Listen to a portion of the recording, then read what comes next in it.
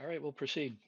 This is Jason Perot, Chairman of the Northborough Board of Selectmen. I call to order the meeting of the Board of Selectmen for Monday, April 13th, 2020. I would like to go through some preliminary items as this is a remote meeting. This open meeting of the Board of Selectmen is being conducted remotely, consistent with Governor Baker's executive order of March 12th, 2020, due to the current state of emergency in the Commonwealth due to the outbreak of the COVID-19 virus. In order to mitigate the transmission of the COVID-19 virus, we have been advised and directed by the Commonwealth to suspend public gatherings. And as such, the governor's order suspends the requirement of the open meeting law to have all meetings in a publicly accessible physical location. Further, all members of public bodies are allowed and encouraged to participate remotely. The order, which you can find noted at the top of our agenda for this meeting, allows public bodies to meet entirely remotely, so long as reasonable public access is afforded so that the public can follow along with the deliberations of the meeting. You'll find posted on our agenda the notations for how you can gain public access to follow this.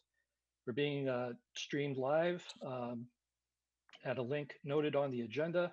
We're going out over cable TV government channels, Verizon 30 and Charter channel 192. The ensuring of public access does not ensure public participation unless participation is required by law. This meeting will not feature public comment. As noted, we are still working our way through the logistics of conducting public meetings. Town staff has been very busy dealing with a number of items. And so for the purpose of this meeting, we'll be presenting a comprehensive update on our status. I do, as I said in the last meeting, hope to restore public comment at a future meeting. This meeting is being convened via the Zoom application. For the participants involved, please note that this meeting is being recorded. For the participants participating remotely, please be aware that you are on screen, you are visible. Please do not share your screen. Anything that you broadcast on your screen will be recorded. And during portions of the meeting, you may wish to mute your microphone to prevent any distracting noise or something coming through. Meeting business ground rules, because this is a little more complicated to conduct the meeting, what we will do, I, the chair, will introduce each speaker on the agenda. After they conclude their presentation, I'll go down the line of Board of Selectmen members, inviting each one to comment. In turn, please hold your comments until your name is called. Please remember to mute your microphone when you're not speaking. Please remember to speak clearly when you are speaking and in a way that helps to generate clear and accurate minutes. If you have any responses, please wait until the chair yields the floor to you. If members wish to engage in response with other members' comments, please do so through the chair. Please first request my attention and then wait until I acknowledge you before you speak. For items on the agenda that require a vote, the votes will be taken by roll call. And I think that pretty much concludes those preliminaries. I would like to go through and note the participants for this meeting. I'm going to go through the list of names and call each of you. Please unmute and give a voice acknowledgement so we have confirmation that you are connected and able to participate. For the Board of Selectmen, Jason Perot, Chair. Don Rand, Vice Chair. Yeah. Julianne Hirsch. Here. Leslie Rattan. Here. And Tim Kalin, Clerk. Here. Town Moderator, Fred George. Here. Town Staff Members, John Coder, Town Administrator. Present. Town Finance Director, Jason Little. Here. Chief of Police, Bill Liver. Here. Fire Chief, David Parenti. Here. I'll thank the Chief who is kind of maintaining our audio video conferencing operation here. Department of Public Works, Scott Charpentier. I'm here. Health Agent, Casey Mellon. I'm here, present. And public health nurse, Ann Labonte. Here. Thank you, Ann, for joining us tonight. And finally, I'm not sure if she'll be able to respond, but we have Kathy Dalgleish, Cable Access, taking care of our recording and streaming services. So thank you all. Appreciate it. We will now proceed to the agenda items. Sorry, one more preliminary matter. We've had some adverse weather today. We can't predict how power outages, if they will occur, and if they will affect anyone's ability to participate. So I would just like to ask the board members, Board of Selectmen, if for whatever reason you are disconnected and unable to reconnect, would you agree to grant the board the discretion or the latitude to proceed for the remaining members who are a quorum to conduct the business of tonight's meeting? I'll start with Dawn. Yes. Leslie, Yes. Tim, Yes. Julianne. Yes. Thank you. If anyone's disconnected, I think what we'll do is probably take something like a 5-minute recess to try to restore connection. If for whatever reason we're unsuccessful, we will then proceed. So with that, let us begin the agenda for the evening. First item of business, approval of minutes of March 23rd, 2020. Do I have a motion? Yeah, I move we approve the minutes of the March 2020, what was the date? Sorry, 23rd. 23rd.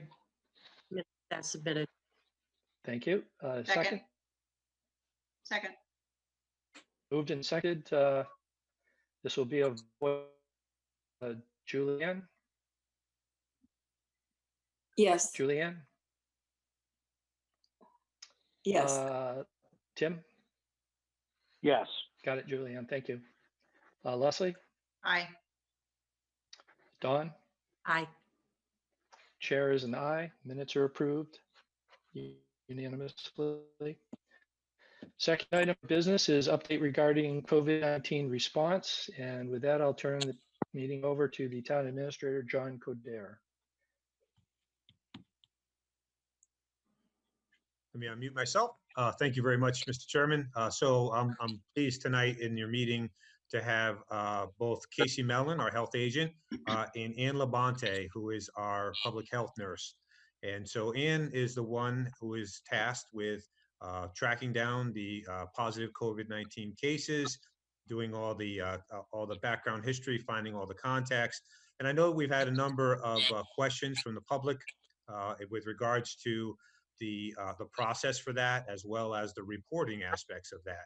So I thought it would be helpful for the board to be able to hear from Ann directly. So I'm hoping Ann can give us a little update both on the number of cases that we have at the moment, as well as how things are going in terms of the tracking and her process, so that people have a better understanding of the process that she follows, as well as the protocols that she has to follow in order to follow along with DPH and not engage in any HIPAA violations, as we've had extensive discussions about. So with that, through the chair, I would turn it over to Ann Labonte to give you a little update. Please proceed, Ann. okay. Hi, everyone. So currently in Northborough, we have had a total of 46 cases of positive COVID individuals. Out of those 46 cases, 24 have been completed. So we have 22 individuals who remain on isolation. With the isolation, a nurse follows these individuals until they complete the requirements to end their isolation. We also follow their close contacts until they've completed their quarantine requirements. How the COVID cases, I know there's a lot of speculation on how we are identifying COVID positive. If a resident of the town of Northborough tests positive for COVID, their lab is sent to the Department of Public Health Epidemiology, and it's assigned in the MAVEN system. And MAVEN is the Massachusetts Virtual Epidemiology Network. And that's where the cases are assigned to public health nurses or Board of Health agents, whoever has the rights to MAVEN. From there, when we open the case, we contact the case. We make initial contact, and then we work with them through their isolation period to identify their symptoms, any issues they're having medically, or even on a social level, whether they do not have access to food or medical resources. So we work with the boards of health to provide anything that they need, if applicable. Sometimes it's not straightforward to the Maven site. Sometimes we have to contact local hospitals or the labs to try to find a phone number. If we still can't make contact with that individual, we send a letter. And then if we still are not able to make contact, we do contact hospitals to see if maybe they are hospitalized. So it's not always so straightforward that we get a case and we can open it and make initial contact. As far as the resolution of isolation, they need to meet a requirement of 7 days from onset of symptoms and 3 consecutive days with no symptoms. And they, what we call, complete their isolation period. Their close contacts remain in quarantine for 14 days from last exposure to the source, which would be the positive person. Any questions? Jason, you have to unmute yourself. Sorry, here we Okay. go. I'll go through and ask the board members in turn if they have any questions. Dawn Rand, I'm all set, thank you. okay, Leslie Rutan. First of all, it's very good information. It was interesting to hear the flow of how you all end up getting into contact with somebody, that the fact that it is sometimes difficult, and that the Board of Health agent works to be sure that the person has what they need. They're just not left out there, you know, fledgling around. So I think that that's good to know. I appreciate hearing those steps. Thank you. Thank you, Leslie. Tim, No, no comments. thank you. Julianne, No questions, just it's an enormous job and thank you very much. great. Thank you, Julianne. And if I could just ask a question, there certainly has been some, I guess I would call it inconsistent guidance as to what information can be reported, what information should not be reported. Can you talk a little bit more in depth about that, please? Sure, we're always sensitive to, and I'm going to call the positive cases, we refer to them as cases. We're very sensitive to their privacy, so we report the number of cases that we have, but no identifying information. We are posting the age grouping, so the cohorts, so people can see what age groups are affected in Northborough, but that is where the only information that we can share, so we're not violating anybody's privacy. Okay, thank you. I just want to be clear, I guess, that the information we're presenting on the town website is the information, the complete information we feel we can legally provide without Yes. violating confidentiality restrictions. So, anything more to add, Ann, or is that? No, I just think that we have, so you know, we have 5 nurses that work with me to handle the caseloads for Northborough here from the Salmon VNA. And we also have a group of interns coming on from the Department of Public Health. They are in their graduate programs for public health. So that's exciting. They're going to do some of the contact tracing. So those people in quarantine, they'll work with the public health nurses to follow them if need be. Yeah, great. Thank you. You feel you have adequate staffing to Yeah, we have, I mean, address as the you can caseload? see, we've had 46 cases and we're down to 22, and hopefully 2 more will complete theirs tomorrow. So, and everybody's at various stages of their isolation period. So if they've just come on as a new case, you know, they stay with us until we feel that they've met the requirement. Yeah, very good. Thank you. John, did you have a comment you want to offer? Yes, and we had the staff and Ann and I had very long conversations this afternoon about whether or not to disclose some information, but I feel like it's important in terms of full transparency.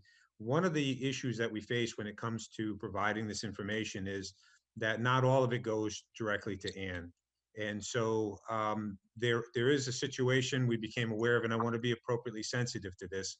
And I want to express very sincere sympathy to the families that are experiencing the worst outcome possible from COVID-19. We have become aware of 3 deaths in Northborough. Now, these are Northborough residents. They weren't necessarily in Northborough at the time. Um, and, uh, and the circumstances, A, we may not be privy to, and B, we, for HIPAA reasons, cannot disclose. But ultimately what happens is if somebody does pass away and they were in another town, say they were in a assisted living facility in another town, but have Northborough registered as their hometown or their address, um, ultimately a death certificate will come back to the town of Northborough. And sadly, we became aware of 3 such deaths through death certificates. And that in some of these cases may not be in and our public health nurses caseload. In some instances they are. And so it's a very complicated system, but I do feel that it's important for people to be aware of that information. Again, we're aware of it, and I don't want it to come across as us withholding anything. Again, we're trying to be very sensitive to the people that are going through this at the moment. And I know, Ann, you may have something to add with regard to that, but I just wanted to be clear that we have become aware through the death certificates that we do have 3 deaths that have been associated with COVID-19 at this point. And you'll see the inconsistency sometimes in the reporting of this information because a number of communities won't report it at all. Or if it's not through the system, through their public health nurse, they may not be aware of it or they may not disclose it. So sadly, I felt like we're aware of this information. I know there's a very heightened interest in the public to know what's going on. So I did want to make the board aware of that. Can I Thank you very speak to much, that? Sean. Yes, please, Ann. So again, our sincere sympathies to the families that have lost a loved one to COVID-19. To touch on that, so people are aware, facilities do not report to their local board of health if there has been a death by COVID. It's reported directly to the Department of Public Health. So even if there is a case that I'm trying to contact or work on and can't make contact with that person, I'm not always made aware or will be made aware of a death in regards to COVID. It will sometimes the death certificate will be our identifying factor in noting that somebody has passed through COVID. Again, it's not a perfect system we work through with Maven, but it does its best to assign the cases appropriately.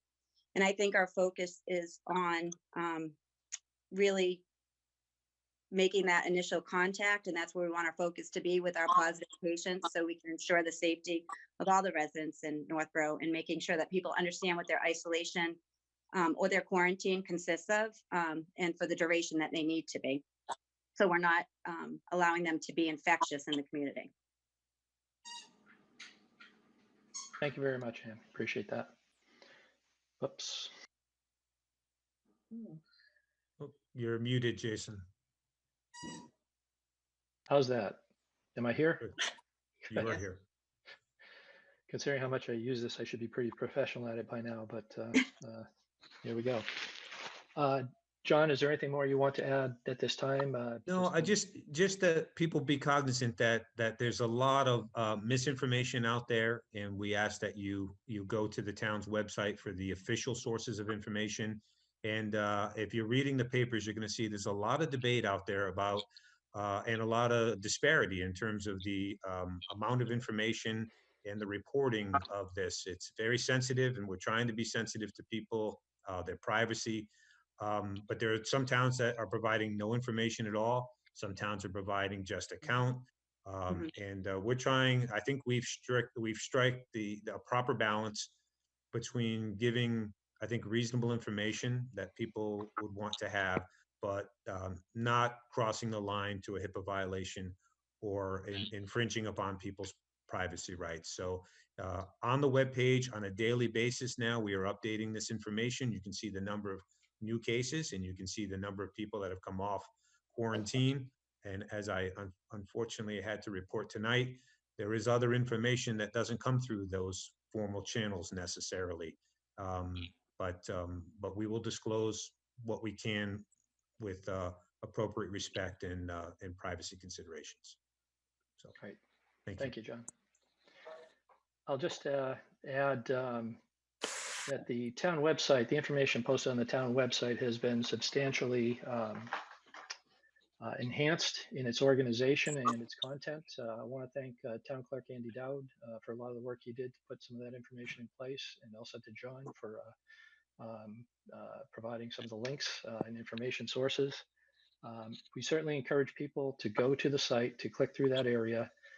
We have a section what we consider to be trusted resources, links to CDC, Massachusetts Department of Health, other sources that really are the authoritative references for a lot of the information. We don't want to be in a position of trying to reformat, repackage, regurgitate information that really is being presented well elsewhere. We'll provide the redirection, the links to get you there.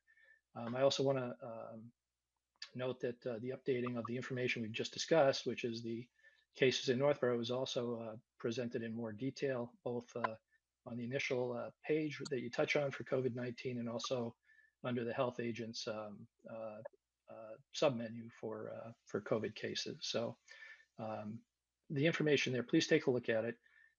Additionally, there are some information to support businesses and individuals through quarter 9495, Small Business Association, various regional and federal resources that, again, are the authoritative source of information for what businesses should be looking for if they require assistance to navigate through this period. So we certainly welcome any suggestions or input from the public in that regard, but we're doing the best we can to provide the information that is the most important and verifiable from our position that we can vouch for ourselves. With that said, any other questions or comments from members of the board? Let me start with Julianne. No, I'm good. Thank you. Thank you. Leslie? Yeah, I just wanted to say too, that in addition to what Jason said, that seeing the changes that were made to the town website within the last week or so are fantastic. And there's just so many links, resources, the number being updated daily. People can choose to click on that every day, or they don't have to. But I just think that it's a very comprehensive looking website with a lot of good pages in there. And I really appreciate all that work. It's very, very nicely done, very informative. Thank you, Leslie. Tim? Nope, no questions. Don? No questions. Great. John, did you have something more you want to add? Yeah, if I may, I just want to also round out the discussion to let folks know. I mean, we're in touch on a regular basis, obviously through the Family Youth Services, the Senior Center, with the food pantry, various civic organizations, the interfaith clergy, the Housing Authority. So we're going through a number of different avenues to get this information out. Now, the website obviously is the clearinghouse for everything. However, we're also making great use of local access. Some of you may have seen the show that was produced recently with the fire chief. Today, we produced another show with Family Youth Services and the Senior Center Director, talking about specifically the resources and trying to get those things out over local access. So we're trying to get information out in every way possible. But the bottom line is, based on all the folks we've spoken to at all these community resources, at the moment, we are not aware of any unmet needs. So if anybody out there is aware of a senior that needs anything, or somebody who is at home and they need food or assistance in any way, please reach out to Town Hall, Family Youth Services, at a Senior Center. There are people working, despite the fact that the buildings are closed. We are fully staffed in terms of all the services are, the departments are open. People will get back to you. And again, we've had extensive conversations with folks. And at this point in time, we appear to be meeting the needs of our community adequately. That doesn't mean there isn't somebody out there that might not, that might need help that we're not aware of. If that's the case, what we ask of everybody is, if you're aware of anybody like that, to let us know. And at the moment, we can bring resources to bear to help those individuals. So nobody should be at home suffering. Nobody should be without food or resources that they need to get by. We can get those things to you. You just need to let us know. And again, we're using every possible venue to get our information out. And we hope people take advantage of those resources. Thank you. Great. Thank you very much, John. Anyone else who among the staff here who would like to offer a comment? Through the chair, we should probably allow the health nurse to go. She graciously Yes. gave us her time tonight. And I know she has probably 4 more of these to do tonight before she can I go home. see. Yes, let's go ahead and do that then. Ann, thank you very much. Ann Labonte, our public health nurse. Very much appreciate you being here with us tonight and offering this information as we try and get good information out and explain some of the circumstances for the information we can and cannot provide. So appreciate your help. Thank you. Thank you, Thank you Ann. for inviting me. Thank Thank you, Ann, very much.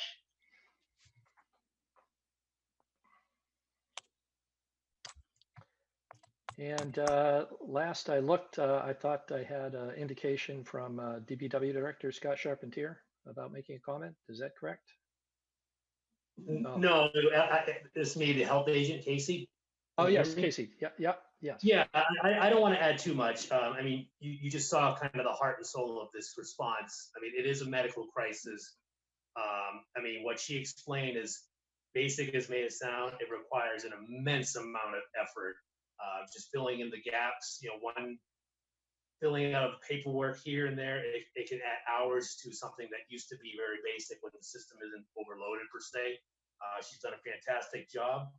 The other is the information, which I think our website's fantastic. In the beginning, it was just an occasional update from myself in school, and then we saw that with so much coming in that we, the format that Andy and John came up is fantastic.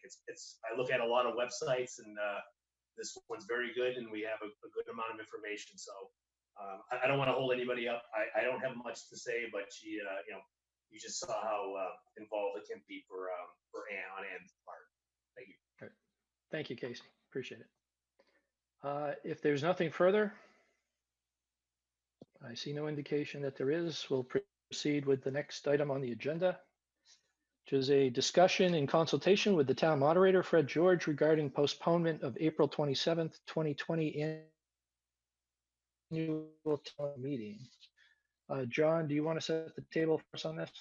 Yes, so very briefly, as you all know, at your last meeting on March 23rd, we posted the town meeting warrant and the election warrant, knowing full well that in all likelihood those would need to be delayed based on the current health crisis.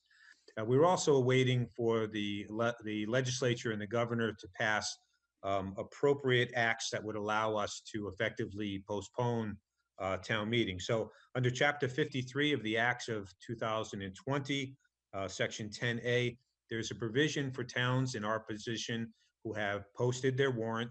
And again, I believe very strongly that we needed to post our warrant so people can see what the full breadth of the business is before the town, regardless of what amendments may happen either on the floor of town meeting or leading up to town meeting in terms of budget amendments and articles that may or may not be passed over.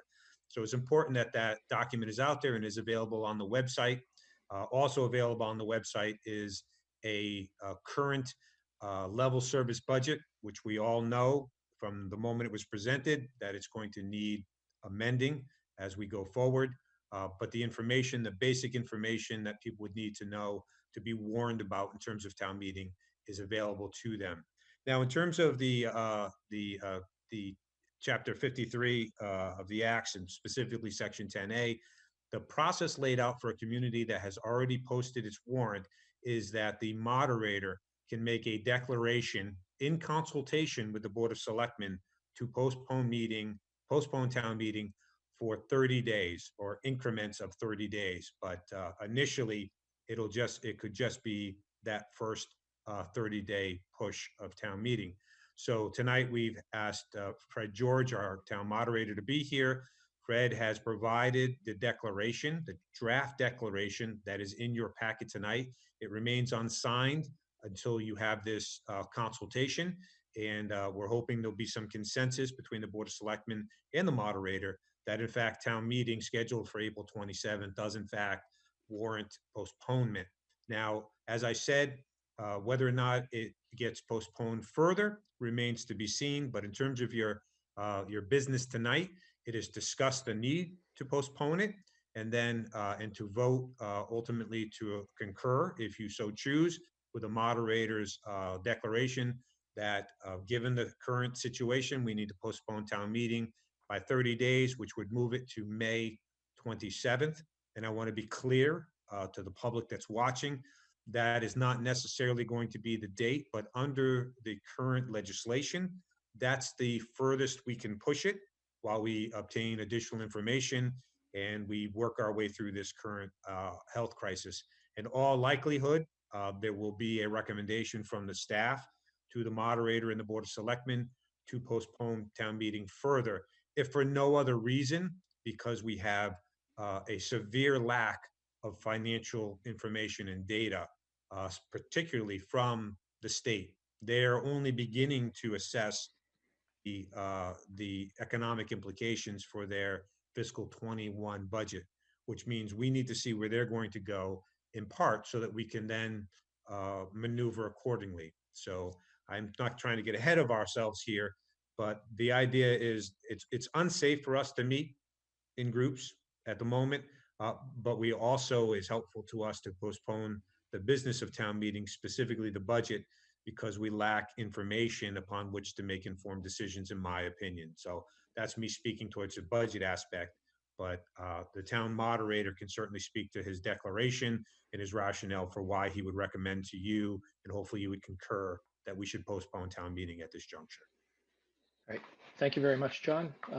Fred George, town moderator, welcome. If you would care to unmute, we'd be happy to hear your viewpoint. I will not be silenced. I finally unmuted myself. First of all, Mr. Chairman, thank you for the time. And, certainly John gave a very good synopsis of why we're going through this exercise right now. It was very recently passed by the legislature and approved by the governor. It was April 3rd when it was finally approved. So we're right at the leading edge, if you will, of making sure we're doing this.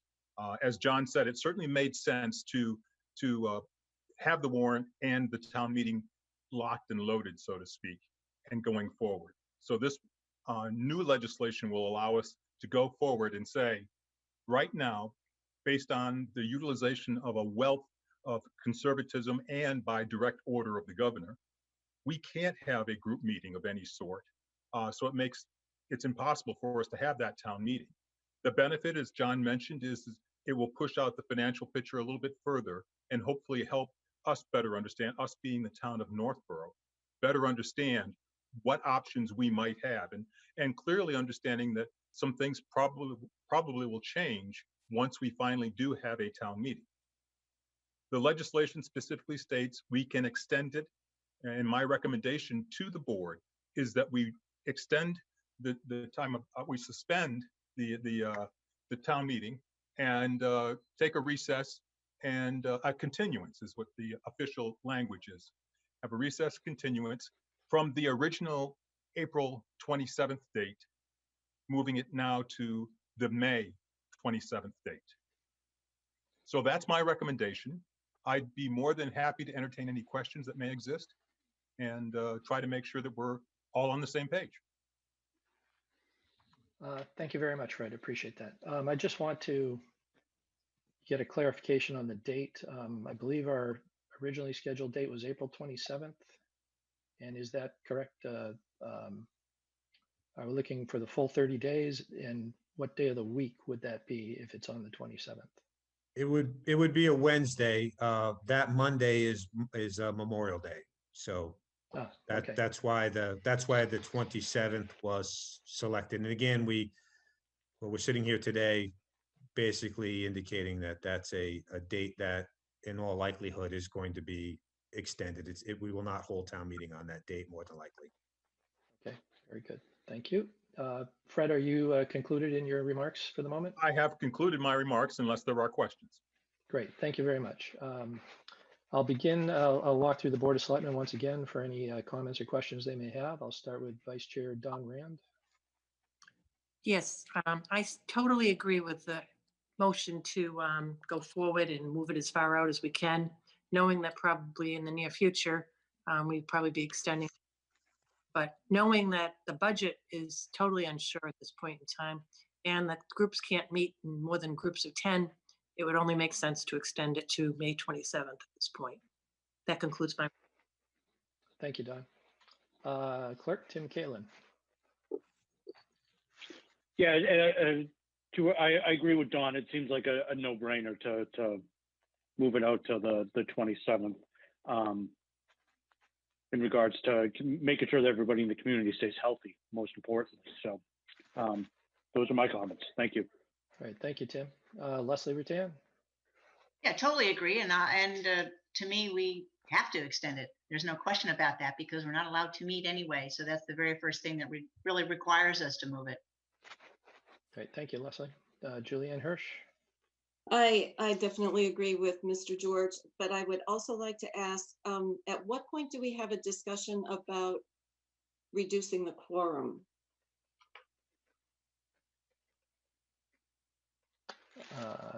Did I lose? No, it was, I think, just an unexpected question. So, Mr. Chair, if you could, if I Mr. may? George, yes. I would suggest that those are two very separate items. And I would suggest the first hurdle for us to get over is to really talk about, are we going to suspend the meeting until the 27th of May? I think at another time, and there could be further discussion as to what a quorum is and why there's a quorum and all those. But I think right now, I would suggest that we try to keep the waters as clear as possible while we're going through this process. Okay. Thank you. Well, okay. So what you're saying is, obviously tonight we vote, and we'll probably vote to extend the meeting to May, just because that's the latest we can go. And then as we get closer to it, then decide whether or not, once we confirm a date for town meeting, maybe at that point discuss the quorum. I don't think you can prepare to talk about the quorum for this year's annual town meeting. It would be for the subsequent town meetings, and there would have to be a vote on that. Oh, I misunderstood. I thought, was there something in some of the literature that we got that we could discuss reducing the quorum? I wasn't aware. Okay, well, I'll bring it up at another meeting. I'll double check on it. Yeah. Okay, thank you, Julianne. Does that conclude your comments, Julianne? Yes. Okay, which I guess that leaves me. And likewise, due to the governor's orders and the position of our date within that time period, it's obvious we have to continue, recess and continue this town meeting. So I support that conclusion, and I support pushing it out the full 30 days. Give us the fullest opportunity to assess the evaluation, to assess the circumstances as they proceed, and make a determination at that time what other action, if any, is needed. So, are there any other comments by board members?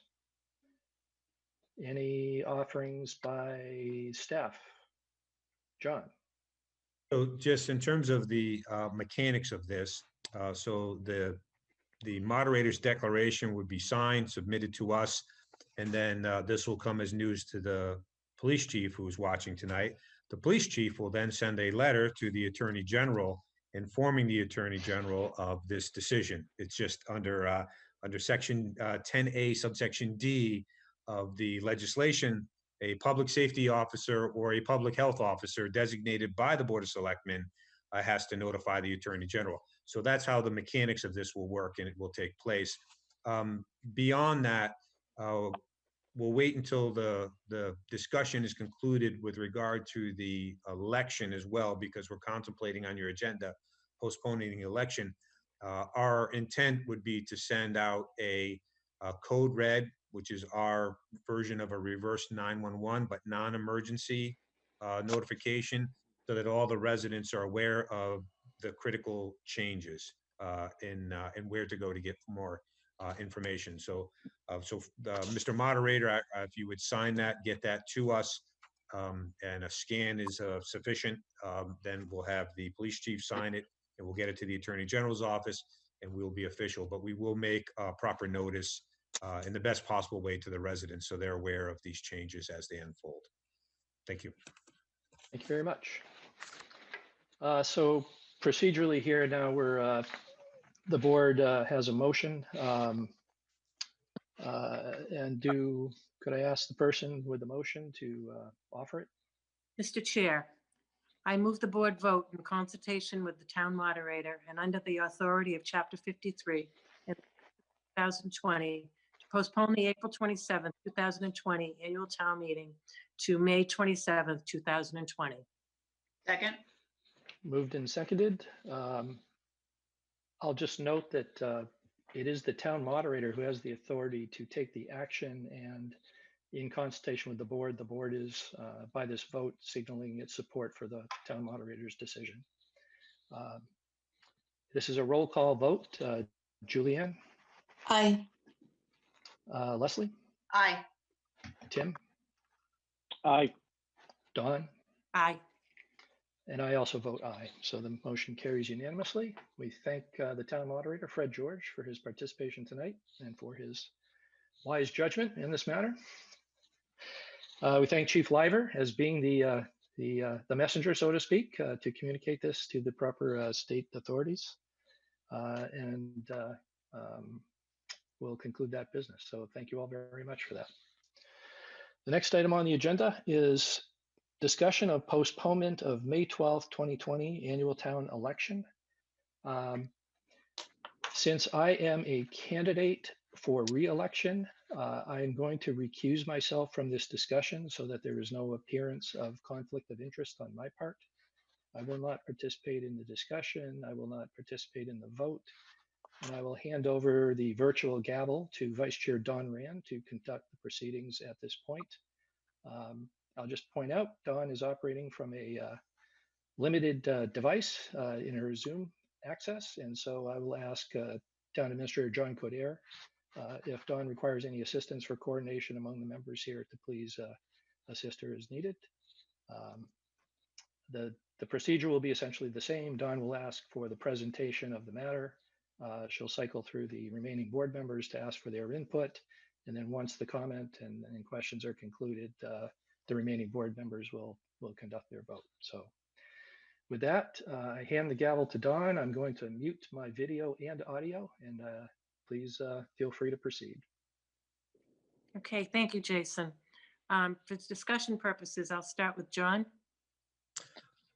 Thank you, Selectman Rand. So very similar setup to the discussion we just had with regard to town meeting. It is clearly unsafe for us to be gathering, and in a polling location would be certainly an unsafe endeavor at this moment.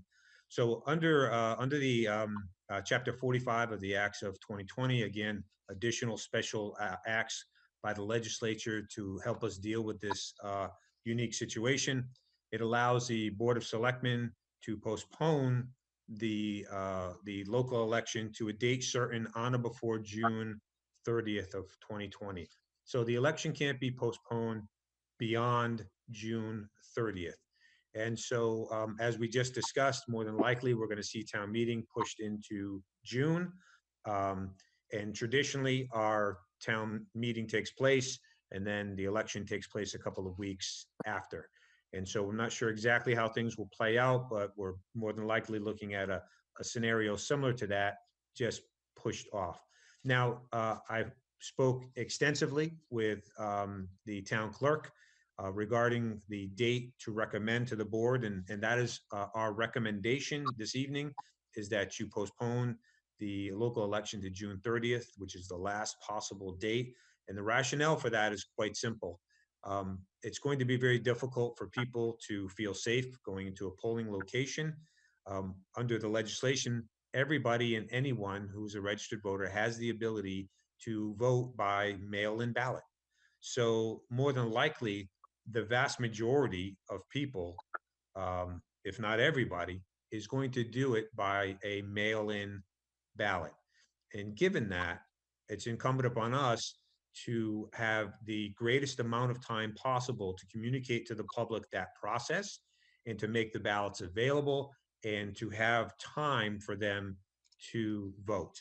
And so under this scenario, if we push it to the end of June, we'd have approximately 6 weeks, maybe, or a little bit more, but about at least 6 weeks to allow people to be aware of the process, to communicate it, to request a ballot, to return the ballot.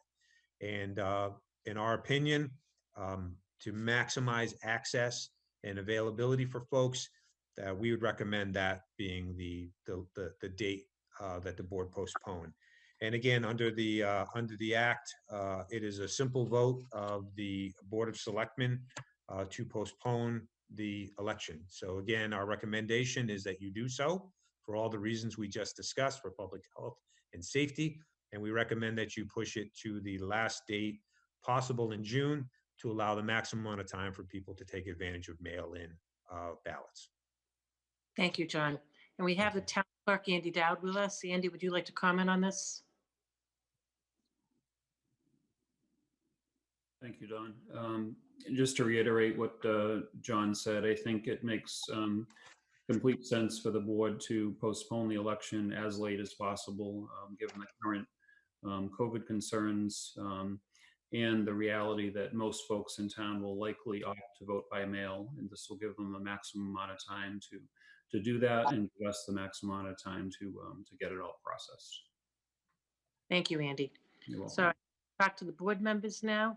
Leslie, any questions or comments? Yeah, first of all, this makes a lot of sense to me to extend it as far as possible. And because everyone can vote via mail-in, there should be no concern that it's being held, let's say, before people are comfortable gathering, since that's not going to be an issue. Thank you. Tim? Yeah, I agree. Push it out as far as possible. That makes the most sense for the safety of the community. Thank you. Thank you. Julianne? Definitely move it out, especially since we can mail it. Okay. And I concur with all of you. Does anybody else have anything else they'd like to say? Hearing, do I hear a motion? Madam Chair, I move the board vote under the authority of Chapter 45 of the Acts of 2020 to postpone the May 12th, 2020 annual town election to June 30th, 2020. Second. I have a motion and I have a second. Any other discussion? Hearing none. Roll call vote, please. Tim? Aye. Leslie? Aye. Julianne? Aye. And I'm an aye, and Jason is recusing himself. So the motion carries in the affirmative. Thank you. Jason, I'll turn the reins back over to you. Thank you very much, Don. It's good to be back. Moving on to the next item of business, discussion and vote on 3 local options for tax relief offered by Chapter 53, Sections 10 and 11 of the Acts of 2020. These are local option to extend the due dates of property tax bills, local option to extend the due dates for exemption and deferral applications, and local option to waive interest on certain payments made after due dates. And for this presentation, we have Jason Little, the Finance Director. Jason, the floor is yours. Thank you, Jason. In Chapter 53, the Acts of 2020, which we just talked about, which extended the postponed the date for town meeting, it also offered these local options, specifically Section 10 and 11 of the Act. As you know, we're heavily regulated by Mass General Law, and we don't really have the option to change due dates of tax bills or waive interest or change due dates for deferral or exemption applications without a remedy like this. So it's going to be my recommendation that we move forward with approving all three of these local options because they provide the greatest amount of assistance to residents in response to the COVID-19 crisis. So I'll give you some background on each one of the options. There's the first one is the local option to extend due dates of property tax bills. We've already mailed tax bills for the fourth quarter for property taxes. The due date printed on those bills was May 1st. If you elect to adopt this option, the due date would become June 1st, and we would not need to send out new tax bills. We would just put a notice on our town website, notify residents that the due date has changed. The next local option is to extend the due date for exemption and deferral applications. This option would extend the due date to June 1st from April 1st. In practice here, generally all of these applications are handled in the fall so that the exemptions are applied to people's first actual tax bill, which is the third quarter bill. Anyway, this option here would be if any new eligible parties came forward, we'd be able to consider their applications. Now, the exemptions are different from our traditional abatement applications, which were already due, and this will not extend applications for abatements. And abatements are simply used when there's been a mistake made in the valuation of somebody's property. And again, deferrals, the option to defer taxes is something that exists. It's a very rarely used mechanism. It's whereby somebody, typically a senior, would defer paying taxes on their property, and the balance would accumulate interest over time, and eventually the town would be paid off. But due to the prevalence of reverse mortgages, those often offer more favorable terms, so it's a mechanism rarely used. But anyway, those two forms of exemptions and deferrals would be extended to a due date of June 1st. Now, the third option would be a local option to waive interest on certain types of tax payments. And this option, it would allow the tax collector to waive interest and other penalties for late payments for any excise tax, property tax, betterment assessment with a due date on or after March 10th, where the payment is made after its respective due date, but before June 30th. So this section doesn't permit waiver of interest and penalties regarding bills with due dates before March 10th, or if the bill is not paid by June 30th.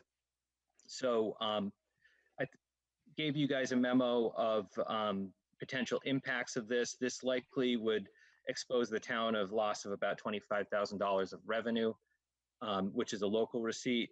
And this would might also incentivize people to pay by June 30th in order to avoid the interest, so the interest isn't calculated back to when the bill was due. So again, we're going to recommend all three of these be adopted, and we'll, once they're adopted, go forward with the notification requirements and putting messages on our web page and implementing these changes in our financial software. So I'm prepared to answer any questions should you have any. Great, thank you very much, Jason. Just to emphasize, the measures that we are proposing to take here are the greatest extent we're capable of providing assistance in this form, right, as allowed under state law. So this is trying to provide the maximum amount of assistance that we are legally allowed to offer. So thank you. Board members, questions? Leslie? No, I just think this is definitely the way to go. I think if we can do this, which is the maximum, it seems entirely appropriate. Great, thank you. Tim? Yeah, I agree with Leslie. Anything that we can do to help out residents, it's a tough time for everybody financially. So I agree. Thank you. Thank you, Tim. Dawn? No, I agree too. Anything we can do to help the residents in this time. A lot of people are out of work and don't know when they're going to have their next paycheck. So I think this makes a lot of sense. Thank you. Thank you, Dawn. Julianne? I agree with all of the above. Thank you, Julian. I'm also in agreement. Any other comments or information from town staff? Hearing none. Do I have a motion?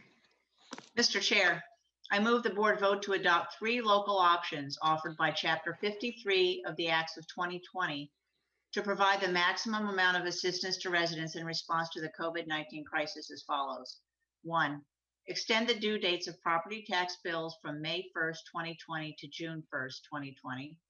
2, extend the deadline for exemptions and deferral applications pursuant to Mass General Law, Chapter 59, from April 1st, 2020 to June 1st, 2020. And 3, waive interest and other penalties for late payments of an excise, tax, or betterment with a due date after March 10th, 2020, provided the bill is paid by June 30th, 2020. Second. Moved and seconded. Any further discussion? Hearing none, this is a roll call vote. Julianne, Aye. Leslie, Aye. Tim, Aye. Dawn, Aye. and I also vote aye. So that carries affirmatively unanimously. Thank you all very much. Next item of business is a review of personnel policies during state emergency. John, would you care to present? Thank you, Mr. Chairman. So as you know, following the town of Northborough declaring its state of emergency and on the heels of the governor's declaration, we instituted some interim work policies in terms of getting folks out of our buildings, closing our physical structures, moving in some cases to rotating shifts. So we still continue to maintain that. So we do have limited staffing in our buildings. We do try to keep it to no more than 1 person per office, rotating with appropriate cleaning in between. DPW has gone to 2 separate shifts so that we are able to protect our ability to maintain critical infrastructure, particular water and sewer operations. And so we instituted those policies, or I instituted those policies, and I sent them to the board so you were aware of what we were doing. Now, nothing has changed, but where the governor has extended the shutdown to May 4th, I just want to, for transparency purposes, to communicate that publicly, that we are continuing to pay all of our employees. They continue to work from home to varying degrees. We have people doing trainings. We have folks working on research projects. And then there are some folks that need to physically, on a rotating basis, come into the building to complete some things, particularly our finance office, I think, is a good example of that. So what I'm looking for this evening is, and I've provided a proposed motion for you, is just for the board to be on record that you concur with the decisions that have been made, and that at least while we're in this shutdown state of emergency, that we will continue to pay our folks. I will tell you, in great consultation with town council and the listservs that are across the Commonwealth right now, run by the Mass Municipal Association, I'd say somewhere over 95% of people in the exact same position we are, doing the best we can to maintain our services, to rotate our people in and out, to be safe, and they're continuing to pay their employees. Clearly, this entire operation and this approach is not something that I would recommend sustaining for the long haul, but I'm asking for your concurrence and your blessing that this is how we're going to continue, at least through the date selected by the governor of May 4th. Your next meeting, or what would be your next meeting, the second Monday of May, would be May 11th. And so my recommendation would be that we continue with our current policies and how we're handling staff during this emergency, and that we revisit that following the governor's deadline on May 4th. Clearly, if he extends that, then we may want to have a discussion about extending our policy as well. So the only folks that are exempted from this are on-call people, seasonal, temporary employees, library pages, but our permanent employees, full-time and part-time, who work a normal, regular schedule. They're either in the buildings on a rotating basis doing their jobs, or they're working from home to the extent allowable given the circumstances. So basically this evening, I'm just looking for concurrence. I want you to know that we're continuing. I want the public to know what we're doing. Again, it's a matter of transparency. And you'll find at the last school committee meeting, the superintendent did the same thing with the school committees, just getting concurrence that everybody sees the landscape as we do. And at the moment, given the state of emergency and the shutdown, that we're just continuing to stay that course for a little bit longer. Thank you very much, John. Comments or input from the committee? Dawn? You know, I totally concur with what you're doing, and we're trying to keep everybody as safe as we can. At the same time, providing the services that we can to the town of Northborough. Thank you, Dawn. Leslie? Yeah, John, I just want to thank you because I'm sure that wasn't easy to put together, you know, to have everybody safe, but still operating the way we need them to operate, and still accountable. I just think that it must have been a bit of a headache to try and put that together so it goes smoothly. So thank you very much for doing that. Thank you. And that's a bit of an understatement. I was so jealous of my colleagues who were able to put these blanket policies and approaches in place and just divide up their staff. In some cases, I would have been cutting a person in half. So literally it required us to go department by department, look at what their critical services are, look at how much they have for staff, look at what could be done remotely. We have some staff that are just permanently assigned to be working from their home, and the supervisors are checking in with them every day. But I'll use since he's on screen here, you've got our health department and our town clerk. The department consists entirely of the Board of Health agent and the town clerk and administrative and one admin support person for each of them. So how do you do that? But I think I have to say the staff has been phenomenal in terms of their flexibility. The hardest thing that I've had to deal with, honestly, over the last month is keeping people out of the damn building. They want to work. They want to help. And for their safety and folks that need to actually come into the building, I've had to have the same conversation with some of you board members. Want to come into the town hall, want to help. And I said, the best way you can help us is to keep yourself safe, stay out of the building. And that way we can keep the people that have to be here safe. And so far we have continued really without a hitch. The services are all done. And Scott Charpentier, who is also in charge of making sure that, the trash gets picked up, the sewer works, the water works, all the critical infrastructure. I know we talk about a lot of things, but the fundamental services that we provide, like public safety, police, fire, water, sewer, those things have to go off without a hitch. And the staff has been amazingly flexible and extremely professional. But I do appreciate those comments, and I appreciate everything the staff and the department heads have done to make this difficult situation manageable. Thank you. Thank you, John. Leslie, are you all set? Yes, thank you. Yep. Tim? Yeah, obviously do everything that we can to support everybody that is involved and works with the town.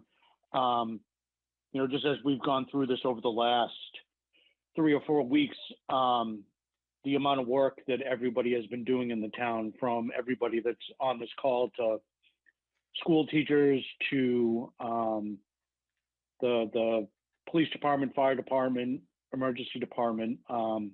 It's just I've just been impressed by everybody's professionalism and how everybody's had to change their mode of operation in order to combat this. So it's been very much appreciated by people in the community. So, thank you to everybody for that. Thank you, Tim. Julianne? I completely agree with this suggestion and concur with my fellow selectmen. Thank you, Julianne. Yeah, I'll just add my comments that I over these last several weeks, I have had occasion to be in touch with a number of the department heads, and certainly a lot of time spent on the phone with John. It's just been a very consistent and uniform feedback. Everybody's on the same page. Everyone is working together. It's been very much a team process. And necessarily so.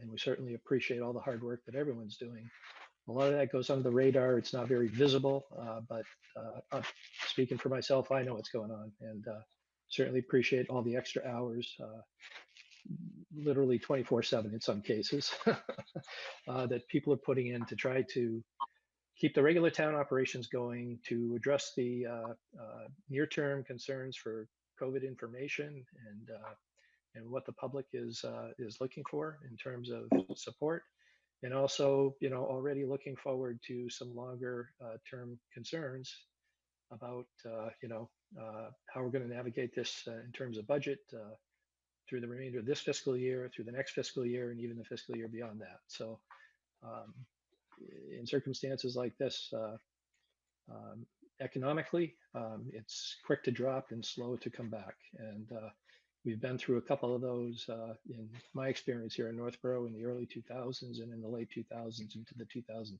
So we certainly have had a lot of experience trying to navigate through this. This one is obviously a very different and very unique situation in the impact it has on people for social distancing and the ability of the workforce to work productively, find ways to work productively in a very different environment. But I'm just very pleased and thankful for the effort that I know the staff is putting in, and just thank you all very much. Certainly, this effort here, which is a relatively short-term sustaining effort, is well justified for the work that people are doing, and I'm certainly in support of it. So, with that said, if there are no other remarks, do I have a motion?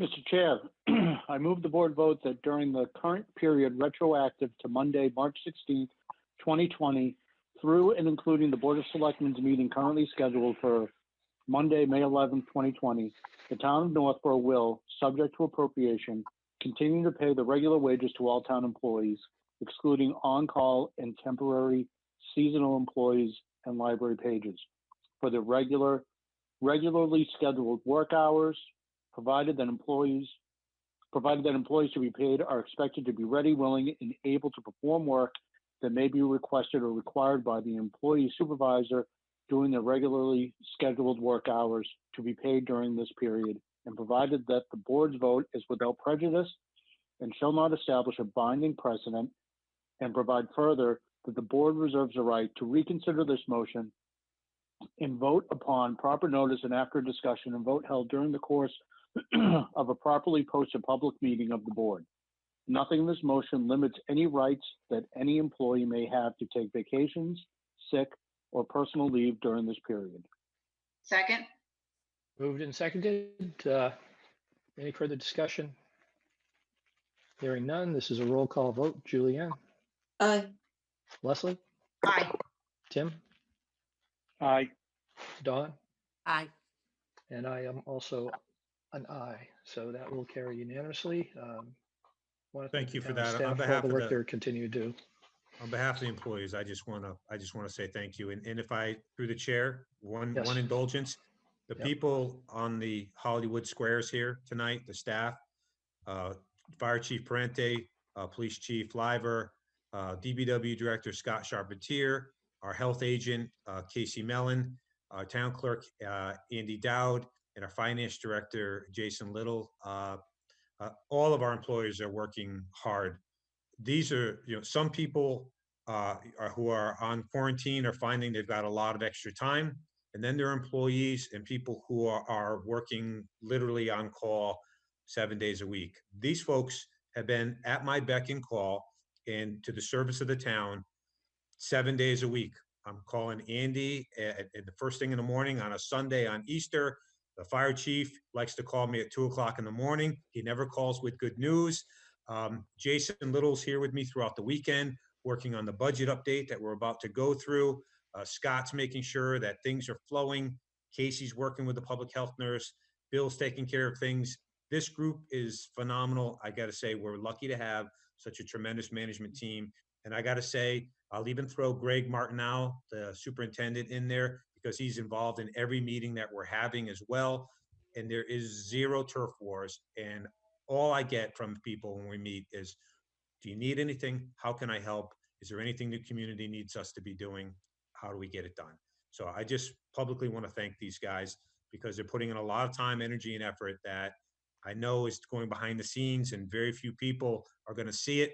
I see it every day, and hopefully the residents see it in the results of the services that are being provided. But I just publicly want to thank all of these folks here tonight. So I appreciate that moment of indulgence, Mr. Chairman. Great. Thank you very much, John. Next item is update on fiscal year 2020 budget. John, back to you. Thank you. So at your last meeting on March 23rd, we did post, we needed to close and post the warrant as we discussed. And I did say, much like the governor's initial proposal, budget proposal, we know that it's going to take some work. I don't think anybody except folks who maybe don't have a lot of experience and understanding in terms of town government, and particularly our budgeting works, are under the impression that was the budget, and we're not going to revisit that. Things are moving very quickly, and what I would like to do is I'd like to, with permission of the chairman, do a screen share. I put together a quick presentation to you. Hopefully everybody can see that.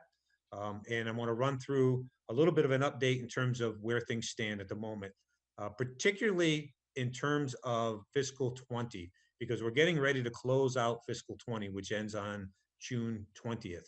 And so the first question that the financial boards and committees and the Board of Selectmen will ask and should ask is, how are things shaping up for fiscal 20? Then, as much as we can shake the snow globe, what can you tell us about what we're looking at for fiscal 21? So in terms of the presentation, we'll do a fiscal 20 year-end update, so you get a sense of where we are. We'll discuss some of the trends that we're seeing, and then talk a little bit about the fiscal strengths and emerging concerns that we're seeing for the fiscal 21 budget. So just to remind folks, particularly the people at home that may be watching, every community's revenue profile is different. There are some communities that are extremely reliant on state aid and intergovernmental transfers. There are other communities that are heavily reliant on one-time revenues, and there are some that are almost completely reliant on local taxes. This is Northborough's fiscal 20 revenue profile. We're 80% taxes, property tax, basically. State aid is around a little over between 8 and 9%. And then local receipts. You heard Jason Little, the finance director, speak earlier tonight about our local receipts, penalties and interest and so forth. And that's about 6.8%. But when you look at taxes, state aid, and local receipts, that's the lion's share. It's like 96% or so of what we function on. So in terms of looking at where we are, I want to talk about these, and we'll start with taxes. So right now March represents 75% of the fiscal year for us. So as I said, taxes are about 80% of the budget, and in total, it's about $52 million. So we're 25%. The last quarter is 25% of what we would anticipate to collect is a little over $13 million. So again, in the previous presentation by the finance director, the fourth quarter bills are out. Obviously, we just adopted the local option, so that will have a minor impact, order of magnitude, maybe $25,000 or so in terms of receipts for us. But the good news here is that given the timing of this pandemic towards the end of the fiscal year, we're not anticipating that we're going to see significant reductions in our tax collections. Most people pay their property taxes through an escrow account through their mortgage holder. At this point in time, I know there are people that are suffering, and I know that there are people that have had significant reductions in terms of their income. But by and large, we don't think that we're going to see significant reductions. So the 80%, at least for the fiscal year that we're in right now, we're anticipating that we're going to have solid revenue collections. Now, the second one in our second largest exposure is state aid. So as I said, that's about 8.8% of our revenues. So again, 23% remains to be collected. That's about $1.34 million. I've been in constant contact with the lobbyists for the Mass Municipal Association. I have personal contacts in the Department of Revenue, and I've spoken to every one of our legislative delegation in the past week. And the same question I've asked of all of them is, what's the state going to do about our fiscal 20 state aid? Are we going to be held harmless? Are we going to see a cut in the current fiscal year? Now, nobody will go on record, and there's no official statement, but all indications are that the state is going to hold us harmless for the current fiscal year, dip into their rainy day fund, which currently is at about $3.5 million, and hold us to the highest extent possible harmless for this fiscal year.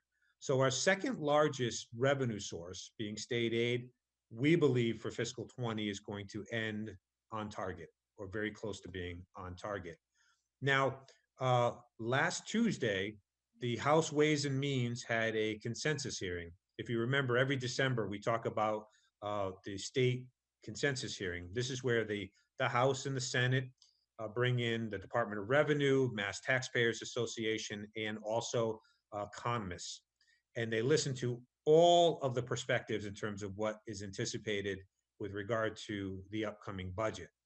So in this crisis, they were trying to do that last week. Unfortunately, due to some technical difficulties, I was logged in and they canceled it. It's scheduled for tomorrow. Our first glimpse in terms of fiscal 21 and hopefully some sort of comment, even if it's off the record, about fiscal 20, we're going to get that tomorrow. But sitting here today, I'm operating and the finance director is operating on the assumption that we're going to be held harmless in fiscal 20, but we're probably going to take a pretty good beating in fiscal 21.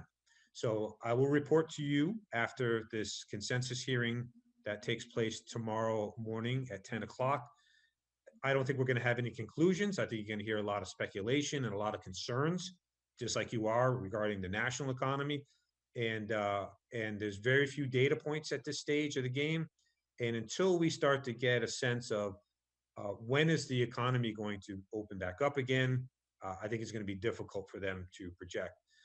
Typically what happens when things go bad at the state level is, well, it goes bad for us by association, but the state will oftentimes delay making decisions because they want to get that next quarter or that next month of revenue data upon which to make further projections, not unlike we're trying to do here locally in terms of our local receipts and some of our elastic revenues.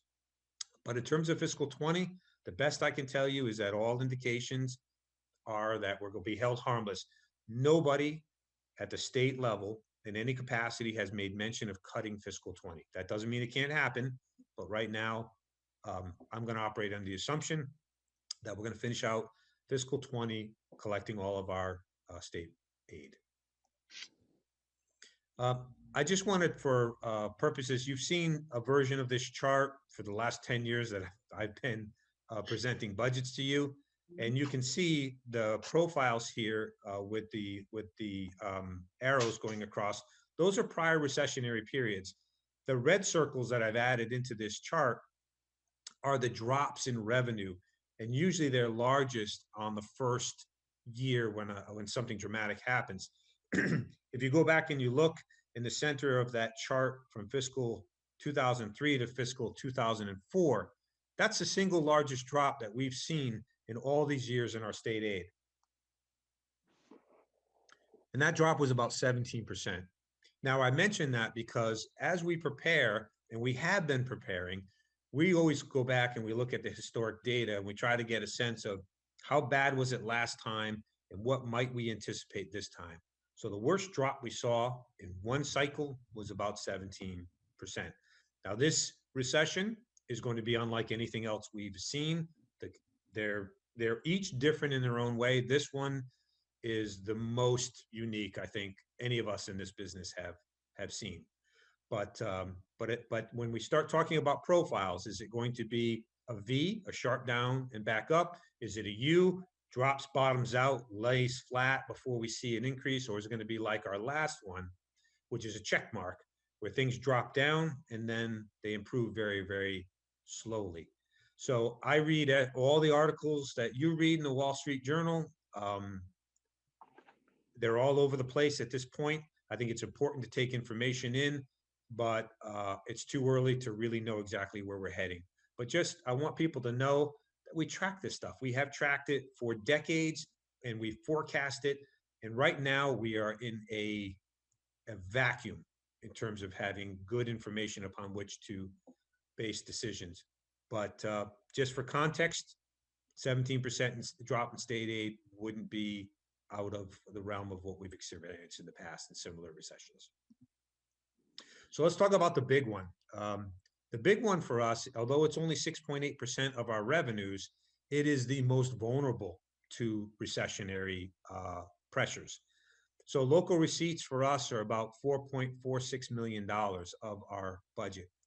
And right now, we're about 16%, even though we're 3/4 of the way through the fiscal year, we're 16% off hitting our projected targets for local receipts. And just so people know what that is, local receipts are motor vehicle excise, hotel and meals tax, interest and penalties, payment in lieu of taxes. This is for MWRA, Metropolitan Water Resource Authority, property in Northborough. We're pretty sure we're going to collect that. Departmental charges, licenses, permits, things like building permits, which are clearly not coming in at the moment. Things like fines. The police probably aren't writing as many speeding tickets as they did before, since there's so few people on the road. And then investment income. Right now, we actually are doing very well on our investment income, but moving forward, that's going to take a hit. So of this profile, when we talk about our local receipts, where's the action? I always talk about the things that are most impactful. And for us, of that 4.46 million, about 57% of it, over $2.5 million is motor vehicle excise. And so when the economy goes bad, the first thing people do is they stop going out to eat and they postpone buying a new vehicle. So right now, our target for motor vehicle excise of 2.56 million is about $500,000 uncollected.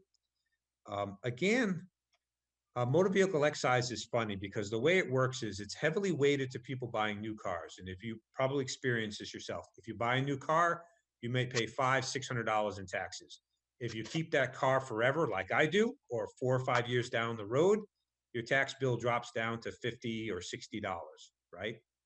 And so, although this is very sensitive to the economy, the last quarter, people haven't been buying cars. That's clear. But with each successive year of recession, if people don't get back to buying vehicles, this particular revenue source will deteriorate for us. But that's the one to watch. Now, the good news, hotel and meals tax, very solid collections right up until this last quarter when all the hotels and restaurants were essentially closed except for takeout. We're close to our collection on that. We're about $65,000 short. So there's a good chance we'll get a little bit more from sales from takeout, but that's going to be the spot, I think, where we're going to feel it the most in terms of our local receipts. Now, in terms of what happens if we don't collect all of our revenues under our local receipts, it just means at the end of the fiscal year, there's two big buckets of money that contribute to free cash. It's revenues that come in above what you forecast and expenditures that come in below.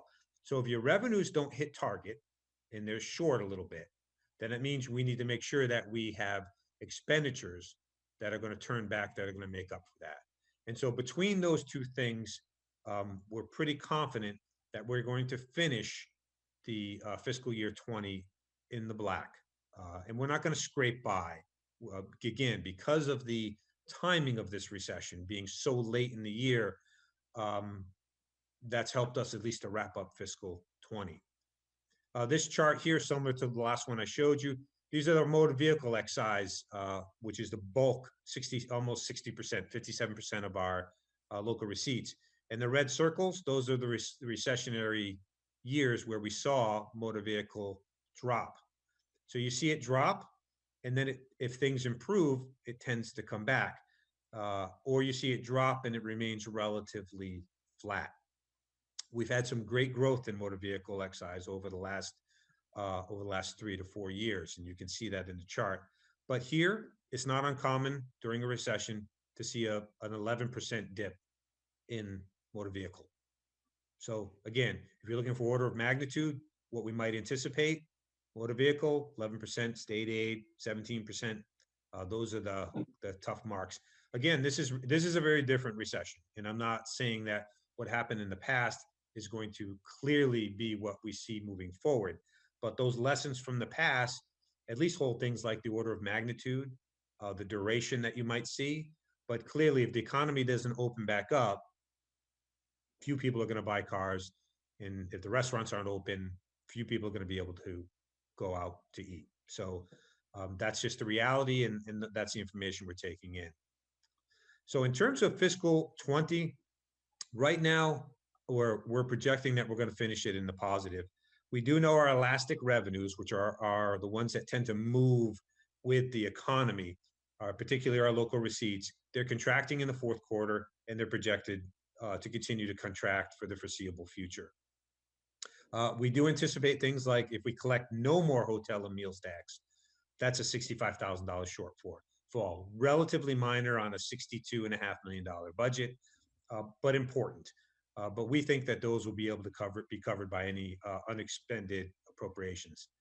So the good news for fiscal 20 is we're not anticipating having to bring any financial reserves, our stabilization fund or our free cash to bear to balance out fiscal 20.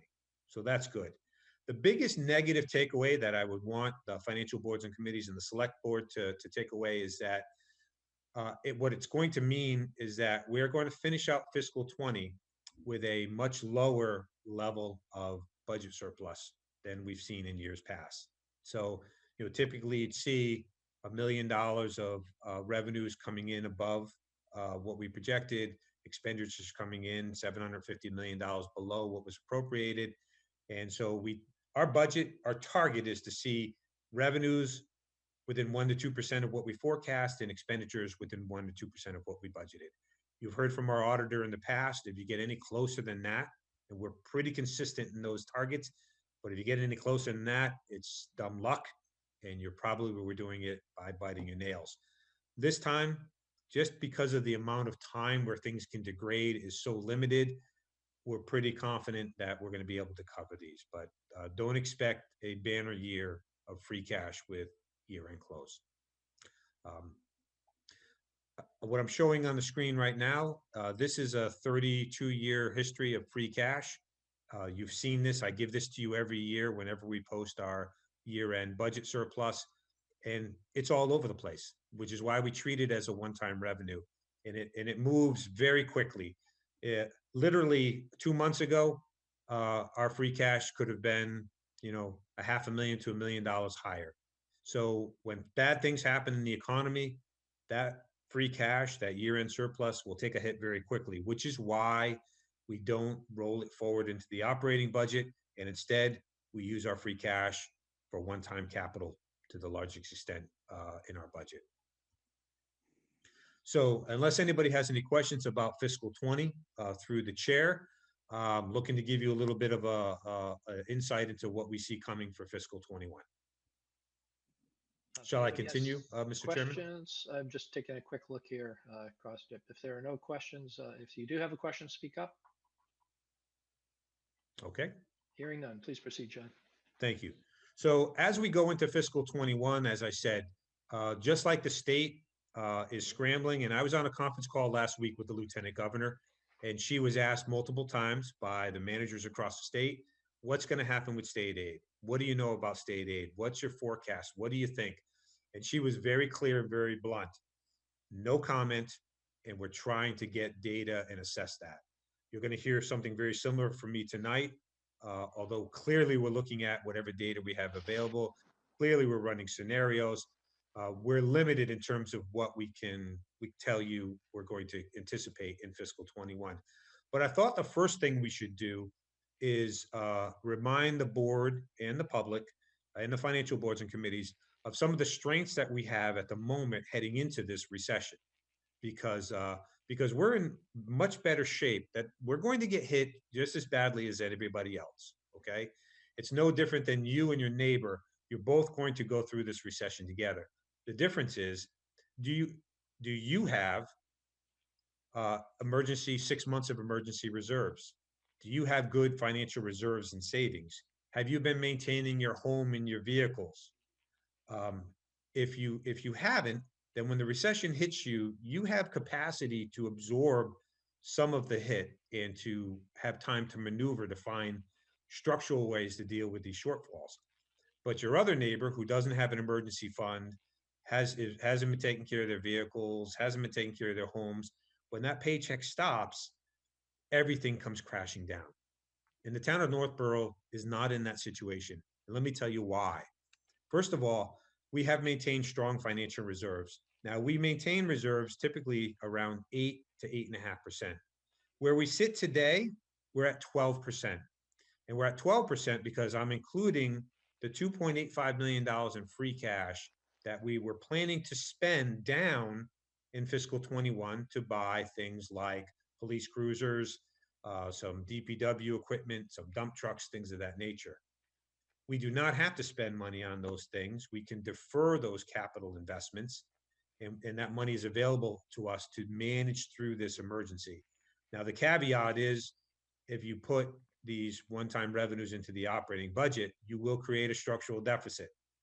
So if we use $1 million, I'm just making up numbers here, to backfill shortfalls in fiscal 21, that means in 2022, you need to have that $1 million again, or you're going to have a deeper cut.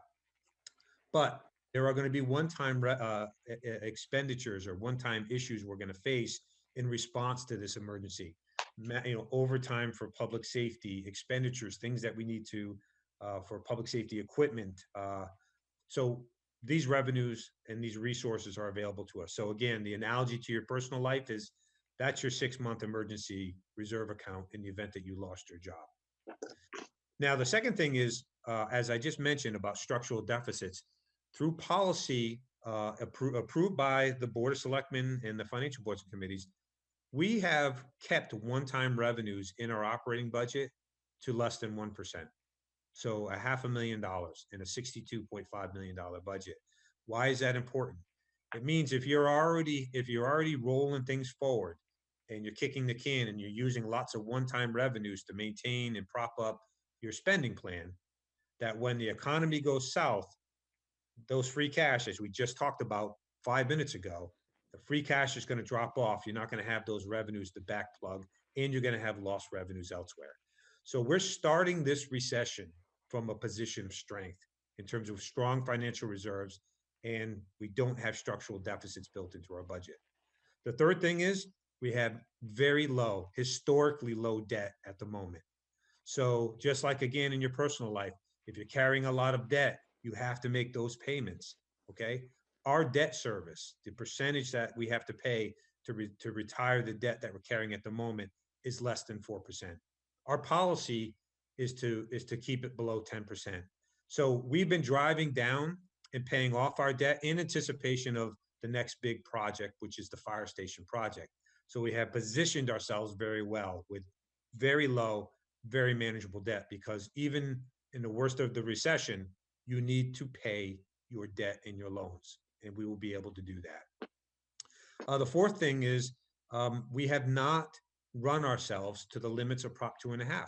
Through conservative budgeting for years, we have not taxed our residents and our businesses to the maximum of Prop 2.5, and that means we have levy capacity. And right now, we're sitting on $2.2 million of levy capacity before we would be in a position to require an override. Now, obviously, to access that money would require raising taxes, which we will be very sensitive to during this difficult economic time. However, unlike many other communities that are at the wall, they have no place to go in terms of their taxes. And if they need anything more, their other revenues are failing, they would have to seek an override during a recession, which is a very, very tough hill to go up in this time period. So again, we have levy capacity. This is going to be a funny one. because you've heard me complain for the last 10 years that state aid as a percentage of our budget since fiscal 2003, when it was 13.1% of our budget, has steadily declined. And so we present this as a negative trend, and we have for years. There's an upside to it, guys. I'm here to tell you our reliance on intergovernment transfers is at our lowest point in history, which means when they cut it, we will be impacted less than some of our neighbors who see 20 or 25% of their budget comes to them through state aid. So we see a 17% cut on what we have. They see a 17% cut. It's going to be a lot more damaging to those other communities. And I feel for some of the poorer communities and the cities, they're really going to have a problem with that, because the Student Opportunity Act, pardon me, that was scheduled to pump a lot of additional funds into Chapter 70 for schools in fiscal 21 is probably going to take a reduction. But the upswing for us, if you're not relying on those revenues, when they get cut, they don't hurt quite as badly. We have had a free cash policy since fiscal year 2010. Several of you were involved in the creation and the thought process behind that policy. But I just said before, we have $2.85 million in free cash available to us right now that we were planning to spend about 1.4 million of on capital. Now, because we have made regular and consistent investments in our capital, you heard us talk about our police cruisers are on a 4-year, 5-year cycle for replacement. Our trucks in DPW are on a 10-year or 20-year cycle for the larger pieces of equipment. We have been making regular annual investments in our infrastructure. Now, why is that important? We've been investing in our roofs, in our buildings. We put $1.1 million every year for the last 4+ years in our roadways. Well, why is that important? Because when a recession hits and things get really bad, we can postpone some of those things. That is not a long-term solution, okay? Just like your house, you might postpone buying a new car or postpone doing some of the improvements around your home. But if you maintain your vehicles and your vehicles are fairly new and you've maintained your home, you can take a pass on some of those things for a year or two. And so we are in a position where we have made good, consistent investments in our equipment, our buildings, our roads, and our infrastructure. So we're sitting in a good place. So if we don't have the money to invest in new cruisers or new equipment, we're going to be okay for a year or two. We're going to have to make it back up and get back on track. But that is an asset for us in this situation. One of the other things that we did when we picked up new revenues coming out of the last recession is we were very careful about what we did with those revenues. And hotel and meal tax, as I said in my previous slides, that's going to be where we're going to take a hit very hard in fourth quarter fiscal 2000 and certainly the first and probably second quarter of fiscal 21. So the good news is that we put $550,000 into our other post-employment liability. We're funding this unfunded liability through a trust fund. But similar to, again, in your private life, when you lose your job, if you or your spouse is unfortunate enough to lose your job or have your earning potential cut back, the first thing you would do is you'd stop putting money in your retirement out of necessity. Well, we would be able to cut back on immediately, and it won't impact staffing and it won't impact the level of services enjoyed by our community. So again, this was by design coming out of the last recession, that these are places that we know when things go bad, and they go bad quickly sometimes. We've never seen them this quickly, but we know we have these places to go. And the last 2 points here are important. We have a very diversified tax base, and we're not over-reliant on any one industry or sector of the economy. You hear me speak about this every year when we do our tax classification presentation. We have a very good diversified tax base. So we're not heavily reliant where one major taxpayer is going to go under because their industry is hit hard by whatever the current recession is targeting. So we're good there. And the other thing is, under the Municipal Modernization Act that came last probably 2 or 3 years ago under Governor Baker, we have been able to hold on to our overlay reserve account. We used to close it out, it'd fall to free cash, and we'd spend it on one-time capital expenditures. In anticipation of what we have seen for the last 2 years, which are recessionary headwinds coming our way, we did not forecast that it was going to take the form of a pandemic. But we were clear that all indicators were that we were heading to a recession. We built up our overlay account. The overlay account, you heard the finance director speak earlier about this. That's how we deal with abatements. So if landlords are losing their tenants or they're unable to pay, they'll come back through the income and earnings reports, and they might file or seek an abatement. Just to give you some perspective, the average number of abatements that we've granted over the last 5 years is somewhere around $220,000, $250,000 a year. So we are sitting on, by design, $1 million in our overlay account, which means if we see these abatements, we have a place to go to manage them in the short term. So last 2 points, in fiscal 21, as we look at fiscal 21, we also know that there's stimulus funds that are going to come.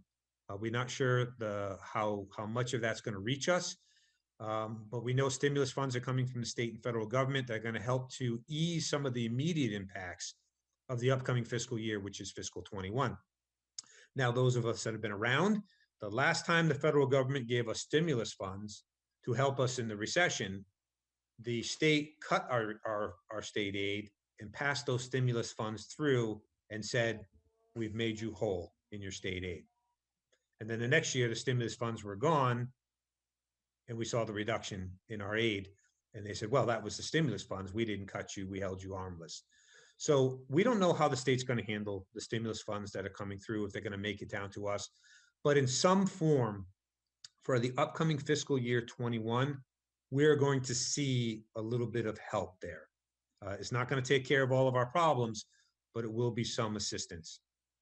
The last point, and this is very important, this town has experienced staff and board and committee members who have been and managed this town through 1 or 2 recessions. I have been an employee of the town of Northborough in my capacity as either assistant or the town manager through the last 2 recessions.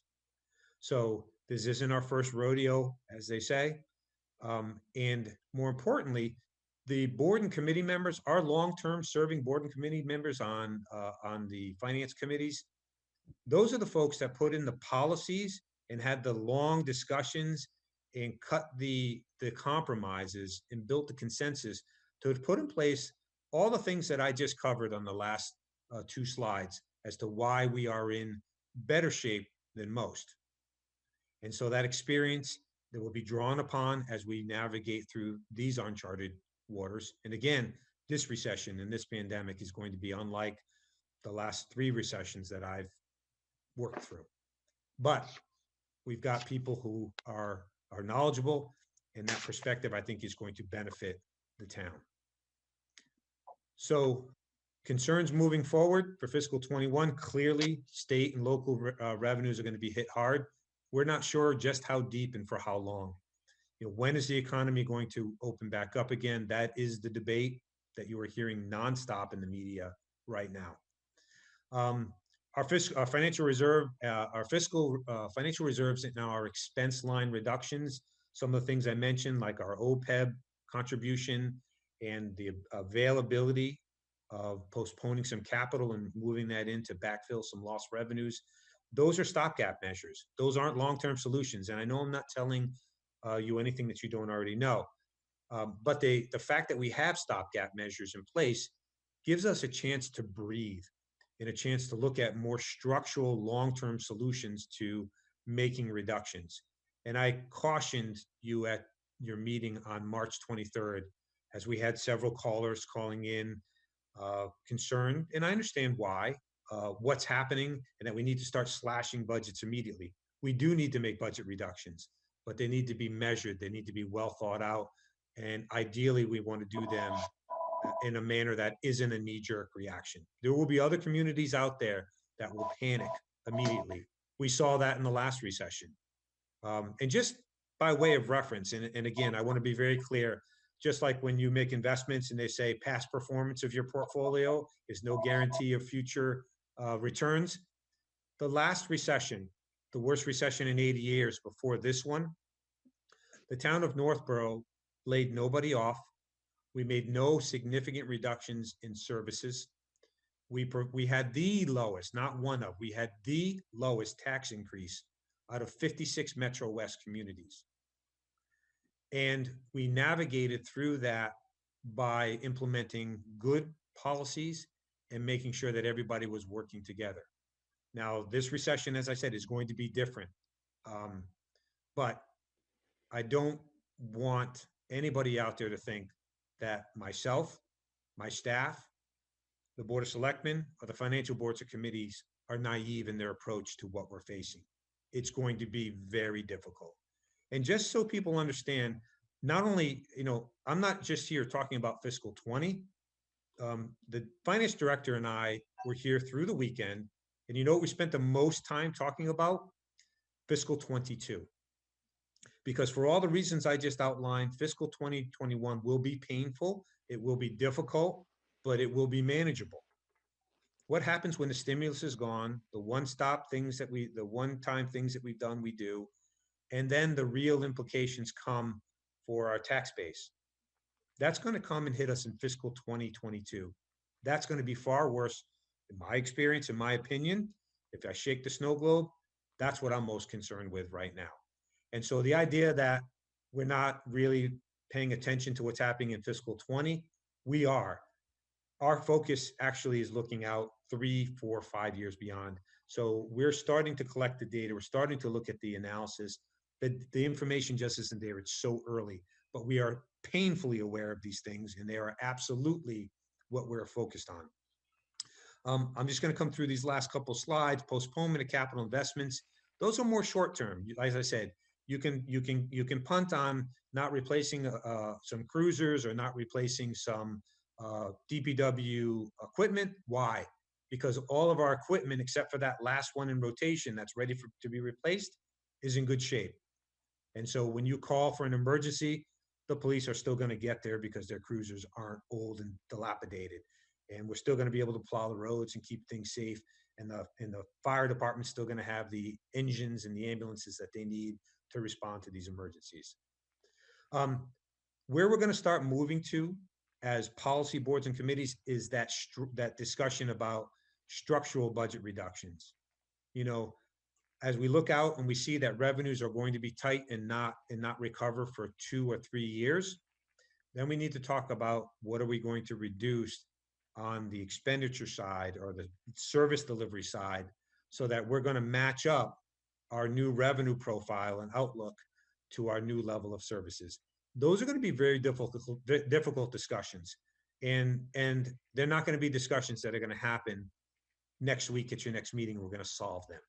And anybody that has that perspective, I think maybe hasn't been through this type of thing, intimately involved in this type of a process. But we'll do things quickly to patch the holes. We'll try to preserve the staff and the services that people are counting on. And then we'll take the time to figure out where are we going to find these savings long term. Now, last time, it took me the better part of 6 months, but we renegotiated health insurance and we saved $600,000 to $700,000. So that was a structural saving. That wasn't just a one-time thing. That paid dividends out for 4 years for us. We're in the last year of our collective bargaining agreements. We're going to have some difficult conversations with our employees for fiscal 22, 23, 24. What's sustainable? What's reasonable? And those are hard conversations. And I want to be respectful to the very hardworking employees that we have, but we know we're going to make some difficult decisions there. The last point here is that there's a lot of speculation out there. And look, I read probably way too much news. It's not healthy, but I'm trying to take in as much information as I can. particularly with regard to the economy. I'll share you a very quick story. So my undergraduate degree is in economics. My very first class I went to, the professor put up the top 10 economists in the country. And then he showed the top 10 economists, actually it was from last year. Then he showed the top 10 economists in terms of the predictions for the current year. None of the names were on the list. So despite the fact that we get the data, we analyze it, we make assumptions, we try to get the best that we can to make the most informed decisions that we can, the reality is that there's a lot of unknowns out there, and there will continue to be a lot of unknowns.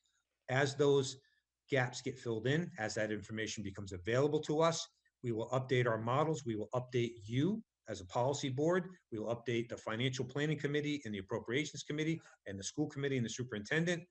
But just be aware, I'm not going to have those answers for you at your next meeting. And that's why if I can get my way, I will delay town meeting as long as we can so that we get better information and data from the state. We also get to see exactly what the implications are for our fourth quarter revenues. We'll see the data. How much did hotel and meal tax actually drop off? How much is motor vehicle tapering off? Because then we can start making some projections as to what we might see moving forward.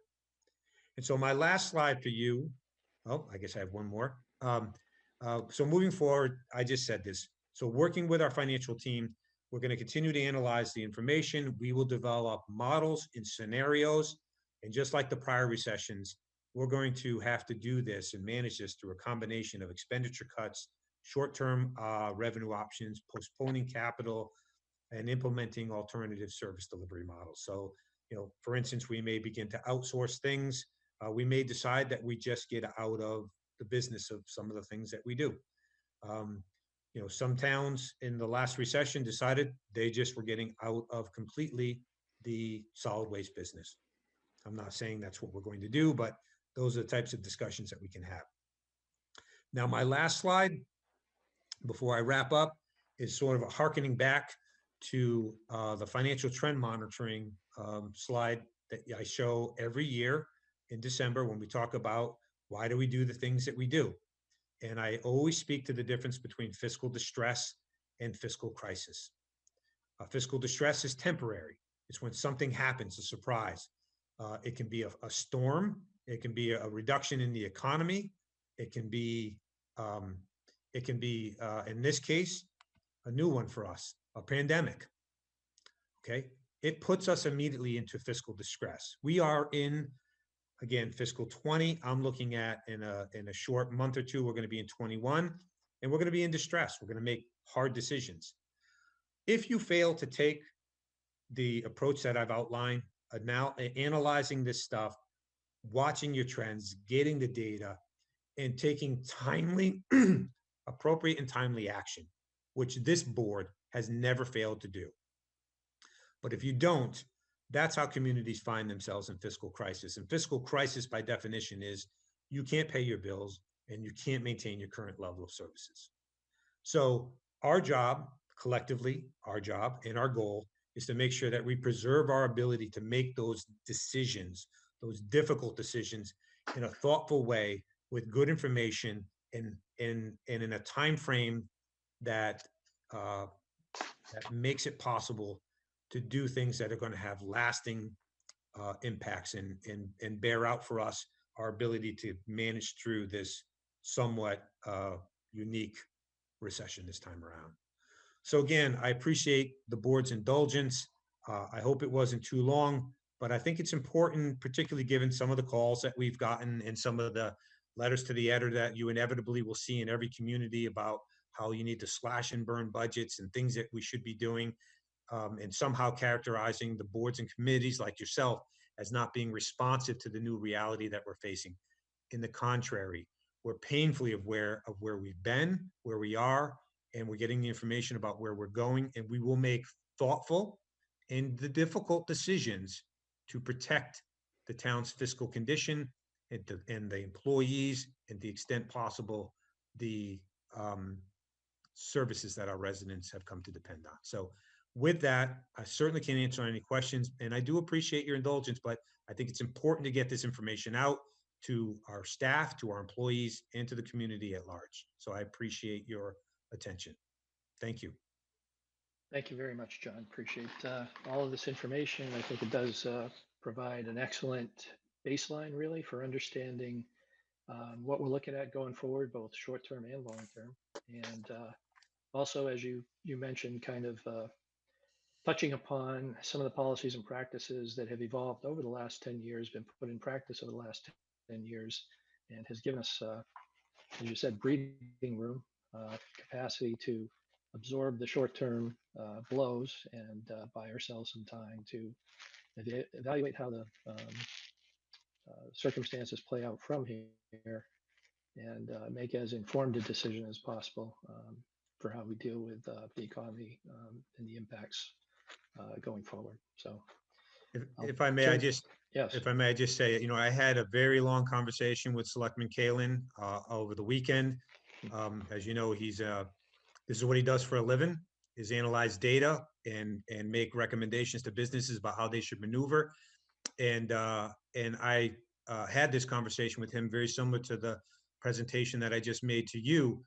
And it was his suggestion in part that, this is good information and the public should know. And we should put this out as a primer to where we go from here. So I appreciate that suggestion. And that was one of the reasons why I wanted to get this information in this format out to the board, but also to the public. So I appreciate that input, Tim. excellent. And with that, I'll go to you, Tim, first for any comments or supplementary observations you want to offer.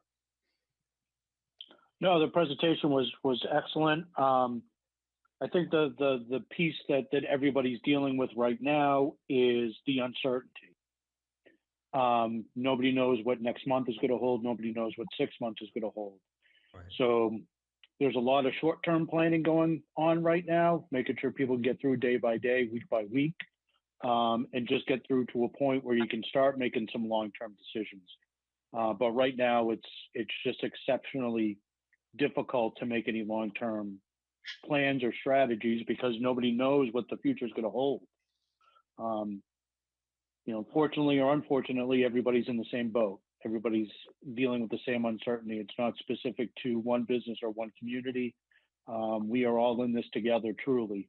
But overall, as John said, we had a discussion over the weekend, and I think it's important that this information get out to people so that they know that John and Jason and the town are spending time to properly think through the financial aspect of what we're going through. So thank you both to John and to Jason Little for all the work that you've done on this. Thank you. Thank you very much, Tim. Dawn? I'd like to say thank you, John, for the presentation. We've always done things very thoughtfully, and suggestion was made that we just needed to start cutting and slashing, and it was an editorial as well as a call in the last meeting. And that's not how we do things in Northborough.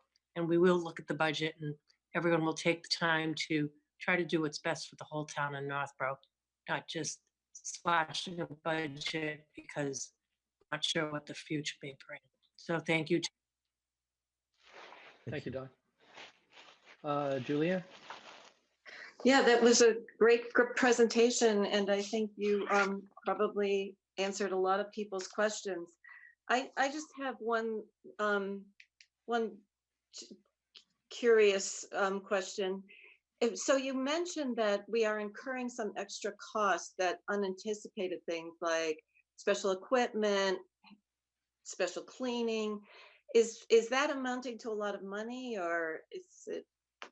No, that's a great question. So first of all, I should mention that the fire chief and the Linda Lepore in my office and all the staff have been trained and directed to track all those costs because they will be largely reimbursable through MEMA and FEMA. So we're tracking those costs. Right now, we're not incurring them. We've been creative. So when the library and the senior center, for instance, when those two facilities were physically closed, I have a cleaning contract. I contacted them, negotiated that instead of cleaning the library and the senior center, they now deep clean the police station and the fire station. those are 24-hour operations, and we're relying on those people. And I can tell you both chiefs are very pleased with that. So we've been creative like that. We have ordered and purchased a piece of equipment that would allow the chiefs to sanitize equipment and vehicles effectively and efficiently. That piece of equipment is on back order. It's about $16,000. We made the decision to purchase that about a month ago in preparation for where we saw things going. And now, if you are not in the queue, you are not going to get that piece of equipment. We're not seeing a lot of overtime or anything at this point. I'll tell you where you're incurring costs, and that is the salaried employees that you see in this video right here are putting a lot of extra time, but we're salary, so you're not getting billed for that just yet. So as we stand here today, we're not seeing a lot of costs. We've been able to manage those, and like I said, we've been creative about shifting where we no longer have expenses because we've changed the service delivery model that we're operating under. We've been able to manage all that. But both chiefs will tell you right now, calls are down across the board. So people do not want to go to the hospital unless they absolutely have to. And they're home and they're not calling for, well, they're not making a lot of emergency phone calls at the moment. So the short answer is no, we're not incurring a lot of costs. But we're also moving into what we believe will be the most difficult phase of this surge, as it's referred to. And, will we potentially need to incur more overtime in order to meet the emergency services demands? That remains to be seen. But as I said, they're all qualified because of the declaration of emergency that this body, the Board of Selectmen, declared, and the governor.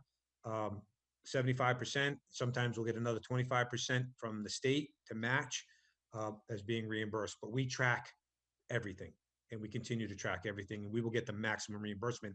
The thing that you need to be cognizant of is when we do get reimbursements from MEMA and FEMA, it's wonderful when it happens, and they promptly reimburse us in 1 to 2 years after the fact. So 1 year you'll wonder, hey, all of a sudden, we've got $300,000 or $400,000 in one-time revenues showing up in our free cash number. Where'd that come from? Oh, that's a reimbursement from the blizzard or the ice storm from 18 to 24 months ago.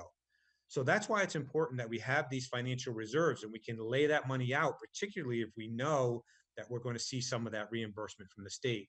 And the two chiefs and Linda in my office, who used to work in DPW, they are masters at getting every single nickel and making the argument for every bit of reimbursement that we have coming to us. Okay, thank you. You're welcome. Thank you, Julianne. Leslie? Yeah, John and Jason, I want to thank you as well for all your work. Secondly, we're not indulging you. I think that this is the kind of information that we need to hear and the community needs to hear, again, based on questions that we've gotten, a couple of calls that we got during the last meeting. I like what you presented last time as well, because it laid the foundation. I think this is like a building block kind of a thing. It's going to keep evolving. And because of the way you have budgeted and done your work over the years, I feel that we're being given a lot of objective information, but on the other hand, I don't feel a doom and gloom, which is, I think, probably what a lot of communities are hearing right now from their town administrators. So I do know that we're going to be in an interesting time for a while, but I feel that because of the strength of your work and Jason's work, that it's not as dire as it could be or as it is elsewhere. So I want to thank you very much for all your information here. You're welcome. I appreciate it. Thank you, Leslie. And I'll just cap it off, John. Once again, thank you very much for very clear and comprehensive information. I think it was a valuable suggestion from Tim to make this presentation tonight and try and give this kind of detail so that people understand what the financial structure of the town is, the stability we actually do have to kind of weather the short-term challenges and continue making well-informed decisions for how we go forward. So appreciate all the work. As you said, through the weekend, it literally was the weekend because I was in touch with you quite often over that period of time. So try my best not to interrupt you too much and let you keep doing what you're doing. But certainly all the work's appreciated. Jason Little, likewise, Finance Director.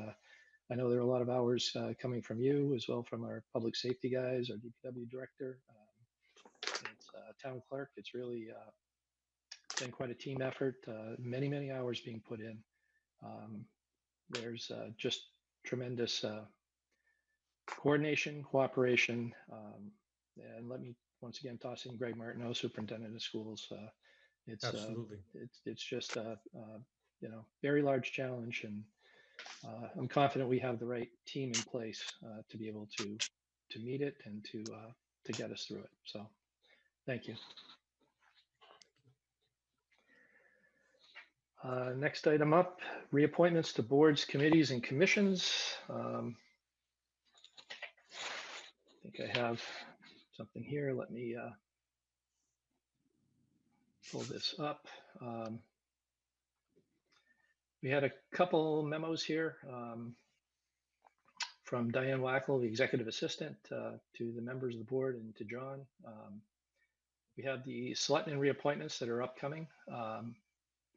And these are, I guess we're acting on these tonight to proceed to make these appointments. So these are the people serving on these committees who have expressed, I'm sorry, these are the people who had served on these committees who have either resigned or indicated they did not intend to seek reappointment going forward. So if I just quickly touch upon these, we had Stephen Smith, 6 years on Cultural Council.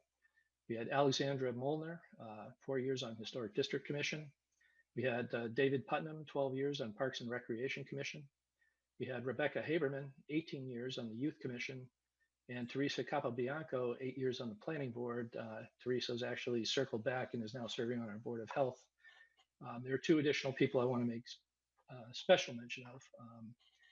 Lorraine Leland in 2 positions on the Municipal Code and Bylaw Committee for 14 years, and on the Trustees of Special Benevolent Funds for 18 years.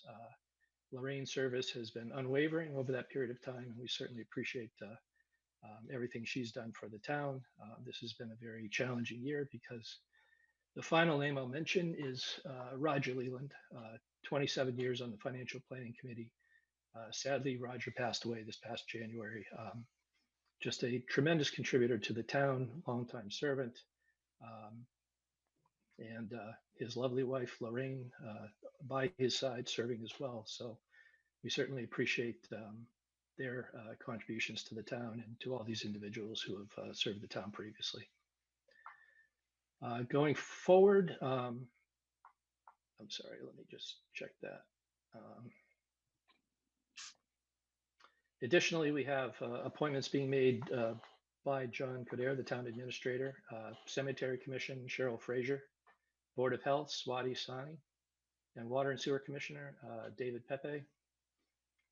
We have town moderator appointments, Appropriations Committee, Janice Height and Anthony Petit, Financial Planning Committee, David DeVries, and Personnel Board, Charles Frankian.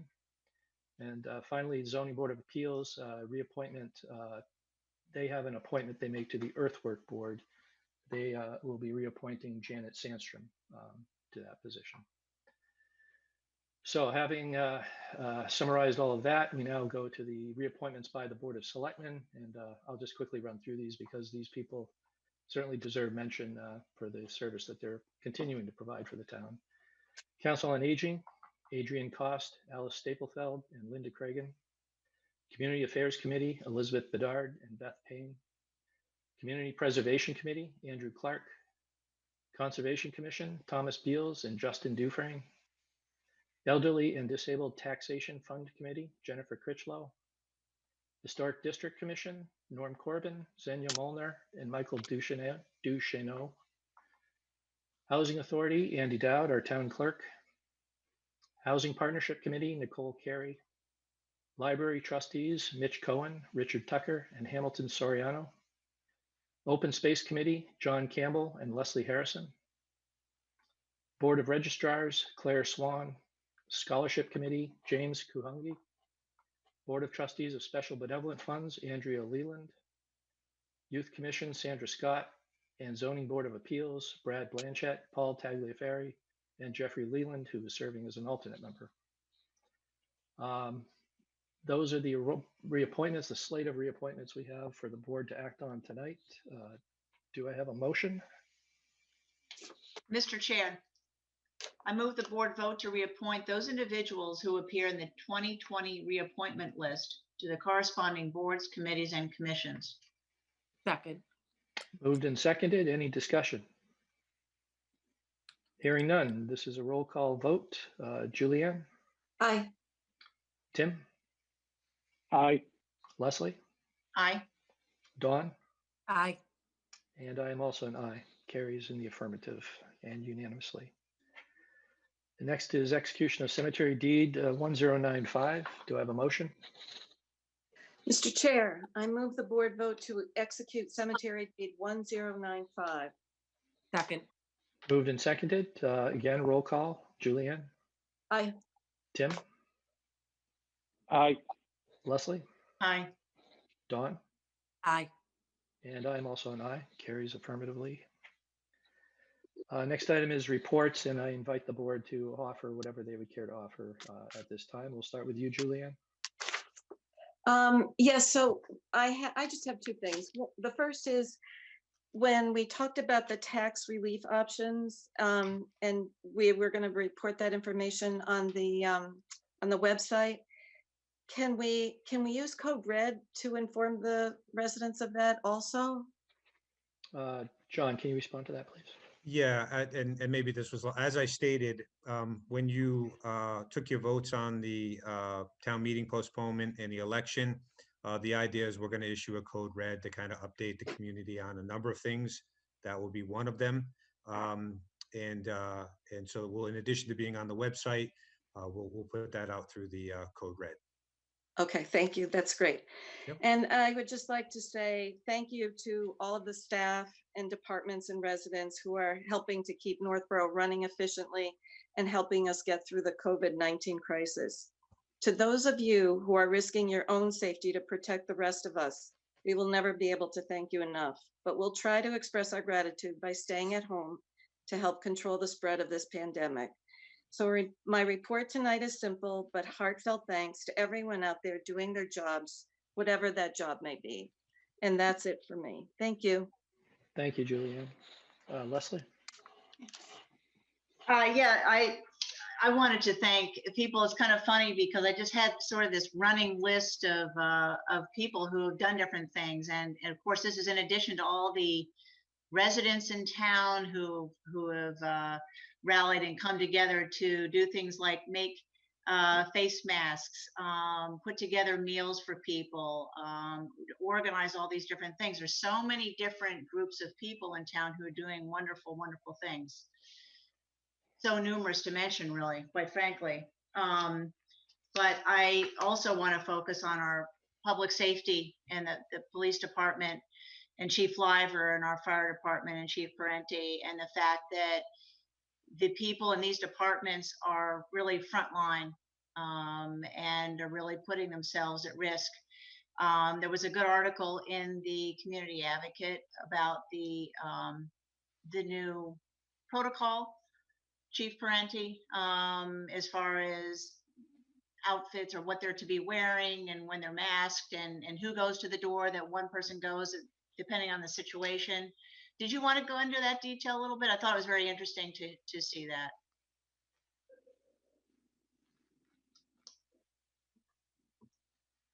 I have to unmute myself, sorry. Yeah, so within the last month, I've probably put out 19 protocol updates, and I'm sure the police chief has done just as many. It's constantly changing. So our normal protocol for an emergency medical call is 2 vehicles and 4 people. 2 people in an ambulance, 2 people in a squad. We've, in order to reduce the amount of exposure, and normally the police are right in there with us as well. But reduced amount of exposure, Chief Liver and I spoke, so police officers are staying outside the building now as opposed to coming in the building unless we really need help. And we're reduced the number of people that we're putting in the building from 4 down to potentially 1 or normally 2. And the idea is the less people we can expose to any potential COVID, the better. Unfortunately, we had a couple interesting calls that we had a couple guys exposed when we first started it all. They're fine. They've tested negative, but it's led to some challenging diagnosis, challenging behavior on all of us. We go to a cardiac arrest. In the past, it was just a cardiac arrest. Now it has to be treated as a COVID call.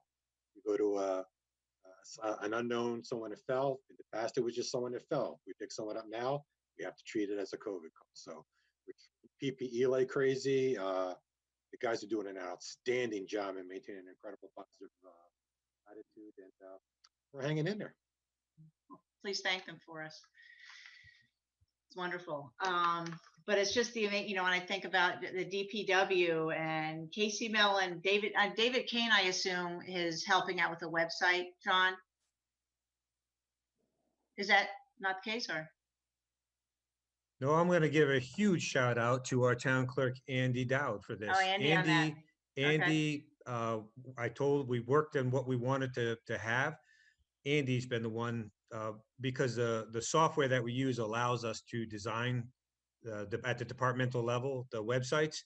So Andy spent the better part of a weekend and several hours every day. I probably send him no less than 4 updates a day that goes on that website. And those are the ones that he doesn't find on his own. So he's just done a tremendous job. We through 4 times during Easter Day, I'm contacting him and he was updating information. So it's Andy that put that together, and he's been doing a phenomenal job for us. I can't say enough about that. That's wonderful. Wow. Thank you, Andy. It looks great. Kathy Dalgleish for her work with the cable, putting these meetings together. Our trash haulers. I know there have been a couple little tweaks we've had to make with their with the bulky items and that sort of thing. Things are going to be picked up. And as long as they have a sticker now, it's just that they won't be able to purchase more. Is that correct? Right. So the hauler, because everybody's home, the tonnage and the trucks are filling up quickly. And so if they take a couch as a bulky item, the trucks have to loop back. And basically, they're operating like we are with reduced staff. And so far, their services have gone off flawlessly. The only thing they asked us to do is to temporarily suspend taking bulky items so that there's no additional delay in getting through their routes and being able to pick everything up, because the trash numbers are up significantly. Mm-hmm. Well, they're doing a great job. And I noticed last week when it was very windy, they make sure to pick everything up. They don't just drive by and hope that it just disappears. So they're doing a great job. And to you and Jason, the senior center, again, Andy, and the DPW with all the continuing work that they have to do. And Labonte, Northborough Food Pantry has really come to the fore. They have actually too many volunteers, I guess, at this point, and they don't want to expose too many people. So they're actually saying no to people who want to come in and help bag up things. So I'm sure I've left people out, but it's just amazing how this community has come together, and I'm sure we'll continue to do that. On Friday, I think it was, I did a Zoom call that was being hosted by the MMA. Jeffrey Beckwith was the host of it pretty much, and they provided some information. But to be honest with you, none of it was really a surprise, because I think the state and our town website are doing such a great job at getting information out there that it wasn't, there was really nothing new he could provide from my standpoint, with Governor Baker doing his daily updates and so much information coming at people from so many different directions, that there wasn't a whole lot of new there. But I think it was good that they are trying to have an information session like that. And lastly, I just want to encourage people to please go to the website. Please go to the website. Please sign up for town news. I can't stress that enough. That way you get emails and so forth. But the website is being updated daily if there's a change. And it's not updated, obviously, if there is not a change. Correct? So I want to thank you very much for that. And that ends my report. Thank you, Leslie. Tim? Just a couple of things. I wanted to thank the fire, police, and emergency for the drive-by on Sunday. It's funny how in these times, simple things like that really do go a long way. I can't tell you how great it was to see everybody out at the end of their driveways waving. I was out doing yard work and, you know, adults, kids, everybody out waving. So thank you for that. It's simple things like that that I think people truly appreciate as we go through this. I also wanted to thank everybody and anybody that's been associated with getting PPE into our fire, police, and emergency staff. I know Chief Parente, you mentioned that you had worked on that. John, you and I have spoken about that. John Cordair has done a great job reaching out to our state reps on getting that. It's probably one of the most critical things that we can do at this point, making sure that our fire, police, and emergency people have the equipment they need so that they can go out and respond and take care of the people in town that may have a need. So thank you, everybody, for keeping the people that are important in town safe so that they can take care of the rest of us. So thank you for that. And then for the businesses in town, the Chamber of Commerce has been doing a great job of pumping out information regarding the federal programs. The big one has been the Paycheck Protection Program. Just myself professionally, I have done about 15 of those in the last 2 weeks. They are a bit of work to get through. So the Chamber of Commerce is putting out a lot of great information to help small businesses get those programs in place. I know the town has added that to the website, but please reach out to the Chamber. They have been doing a really great job of providing resources for small businesses. And then I think the last thing is there's a lot of information out there on social media and other sources. If you have any questions about the information that you're reading, check with the website, check with the town website, or call somebody or email somebody if you have any questions. Sometimes some misinformation gets out there.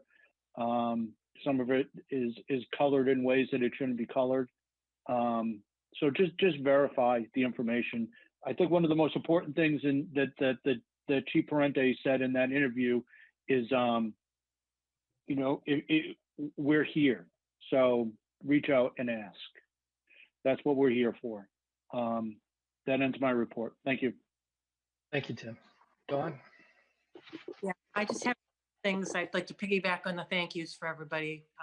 Too many people to mention, and everybody's done a great job of mentioning the people, but thank you, everybody. A couple special thank yous. I'd like to give one to Chief Parente tonight, obviously for everything he's done during this whole virus epidemic or pandemic. But on top of that, for holding all our hands tonight getting through this broadcast. So he was instrumental in setting it up. And I know that more than once he had to hold my hand, especially when at like 6:30 tonight, I lost my little entry pass and he had to get me back in again. So I thank him very much for all his work. And I'd like to thank Davidian's Farm. They did a special little Easter parade the other day with the Easter Bunny on the back of the wagon and the police department escort. And it was just a happy time seeing little kids so excited because there's probably been a lot of excitement in everybody's lives. And seeing the little girls jump up and down when they saw the Easter Bunny coming. So it's just a nice thing to do, nice thing as a business to give back to the community and the police department to have an escort for them. So thanks to Davidian's Farm and their help in making this time a little more manageable for everybody. That concludes my report. Thank you, Dawn. And I'll just follow by first repeating the thanks that the other board members have already expressed. As we've said several times, I think tonight, the town staff, members across all departments are working extraordinarily hard in their respective areas to do what's necessary to keep the town on track, to keep the services provided, and to find a way forward, even though their own working situation or their own personal situations are equally challenged, as it is for all of us. So appreciate all the work that's going in there, and keep up the good work. So I would like to, comment on public comment. I did not put a public comment item on the agenda this evening. I knew we were going to run fairly late with the information we were trying to put out there. I understand people have questions. People would like to offer input. I'd like to provide an avenue for doing that. And one thing I'm considering, which I'll take up with the town staff, is possibly kind of a dedicated public input session, listening session for us on the board or something, for people to offer, their input, particularly focused on the impact of this situation with COVID-19, the health crisis, outlook for budget concerns. We don't have any kind of data or anything set up for that, definitely, but rather than have the selectmen meetings be preoccupied with that kind of input, when we're already preoccupied with it throughout the meeting, perhaps a focused venue like that would be more in the service of the citizens who are looking for answers to some questions or looking to submit some input. To that end, if people do have good ideas or people do have suggestions they want to submit, please don't hesitate to reach us in writing by email. My email is on the town website, jperot@town.northborough.mass.us. You can find it on the website as chair. I'm certainly willing to accept any input you'd care to offer and do our best to respond to that. I would ask two things. One is please be mindful that the town communication systems, including email, is a valuable and critical resource. And so one, well articulated presentation in a single message is going to do vastly more for us to be able to digest and respond to than dozens of duplicate form letter submissions that flood the inbox and obscure other important things that we need to attend to. The second thing is, if you have ideas to submit or anything for our consideration, please try to do some level of in-depth research into those ideas. There may be other towns doing different things in certain respects. Town A might be doing something different with their website. Town B might be doing something with volunteer services. Town C might be doing something different with some of their public safety response or their senior assistance. The thing is, you can always cherry pick some activity in some town that may or may not be better than what Northborough is capable of providing. We can't be, it's difficult with the burden on our staffing and with the available funds and resources that we have at our disposal to excel at everything. And I just ask you to be mindful that all communities are faced with a lot of challenges. They may do some things well, they may not do some things as well as Northborough. We're doing the best we can, and I certainly think we have the staff in place to bring us forward. Again, if you do have suggestions, I ask that you please research them in some depth and understand them yourself before submitting them. In some cases, I've been on the receiving end of certain suggestions or certain pointers to something that's going on where, with a little research, it wasn't entirely clear that what was happening or how well it was being done, or even if it was being done, or who was doing it. And so it's certainly helpful to us to have some of that kind of input. It's not helpful really with the burden already facing us to be given homework assignments to go off and try to research something or explore something that the submitter themselves might be able to do a little bit on the front end to qualify it before presenting it to the town. So as I say, we invite your input. We certainly invite the highest quality of input, and we appreciate that. With that, that's the end of my report. John, do you have anything else to add? Just a quick PSA. I'll echo what the chief has put out there and what all of us as staff has putting out there every chance we can. And that is, if you need help, call us. That's what we're here for. You know, the senior center's direct line is 393-5035. Family Youth Services number is 393-5020. Right now, we have capacity to help folks in just about any way they need it. And so if you know of somebody, please have them call us.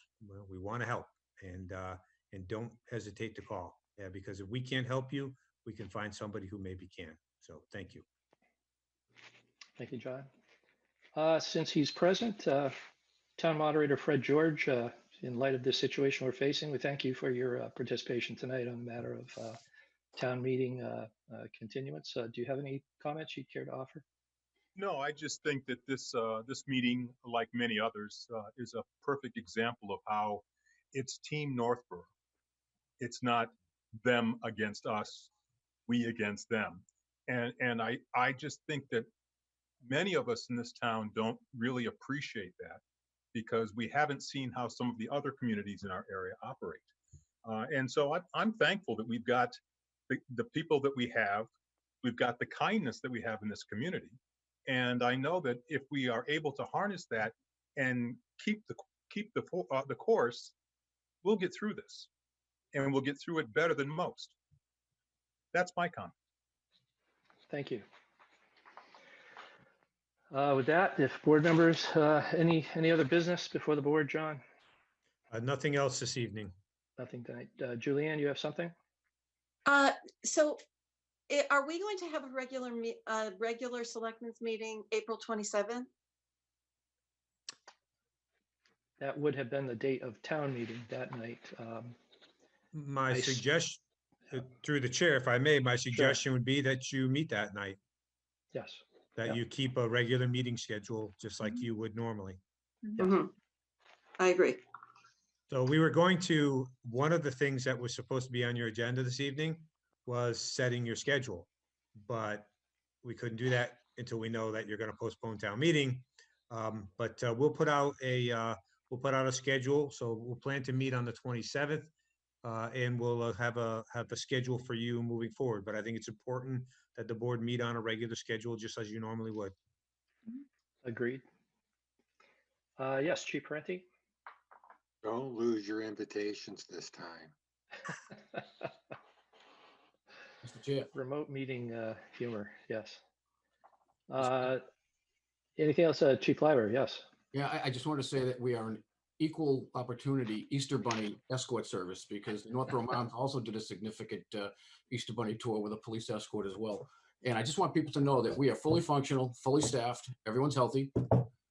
And I fear that some people are not reporting things because they think they might be bothering us. That's not what we're here for. We're here to serve you. And we've made arrangements on our website. You can report electronically. You can do a telephone report. And if you want an officer to come to us, we will be there. Just don't be offended if we show up in an N95 mask or a surgical mask, because that's the times we're living in. But we're fully functional. And again, I think it's also important to comment on that. Early on in this, our core emergency management group made a conscious decision to have one source of information coming out through the clerk's office, so that we speak with one voice, and you're not seeing things on our website that's different from his, or on our Facebook page. And I think that's key, because all the information is vetted. The sources that we're giving out are legitimate. They've been verified. And I think that's important for the residents to know. We are here, as the fire chief said, we are here to help you. We have the time right now, so please take advantage of it. Great. Thank you very much, Chief. I'm going to go to Scott Charpentier, DPW Director. Scott, would you care to comment on DPW's involvement? Yes, thank you, Mr. Chairman.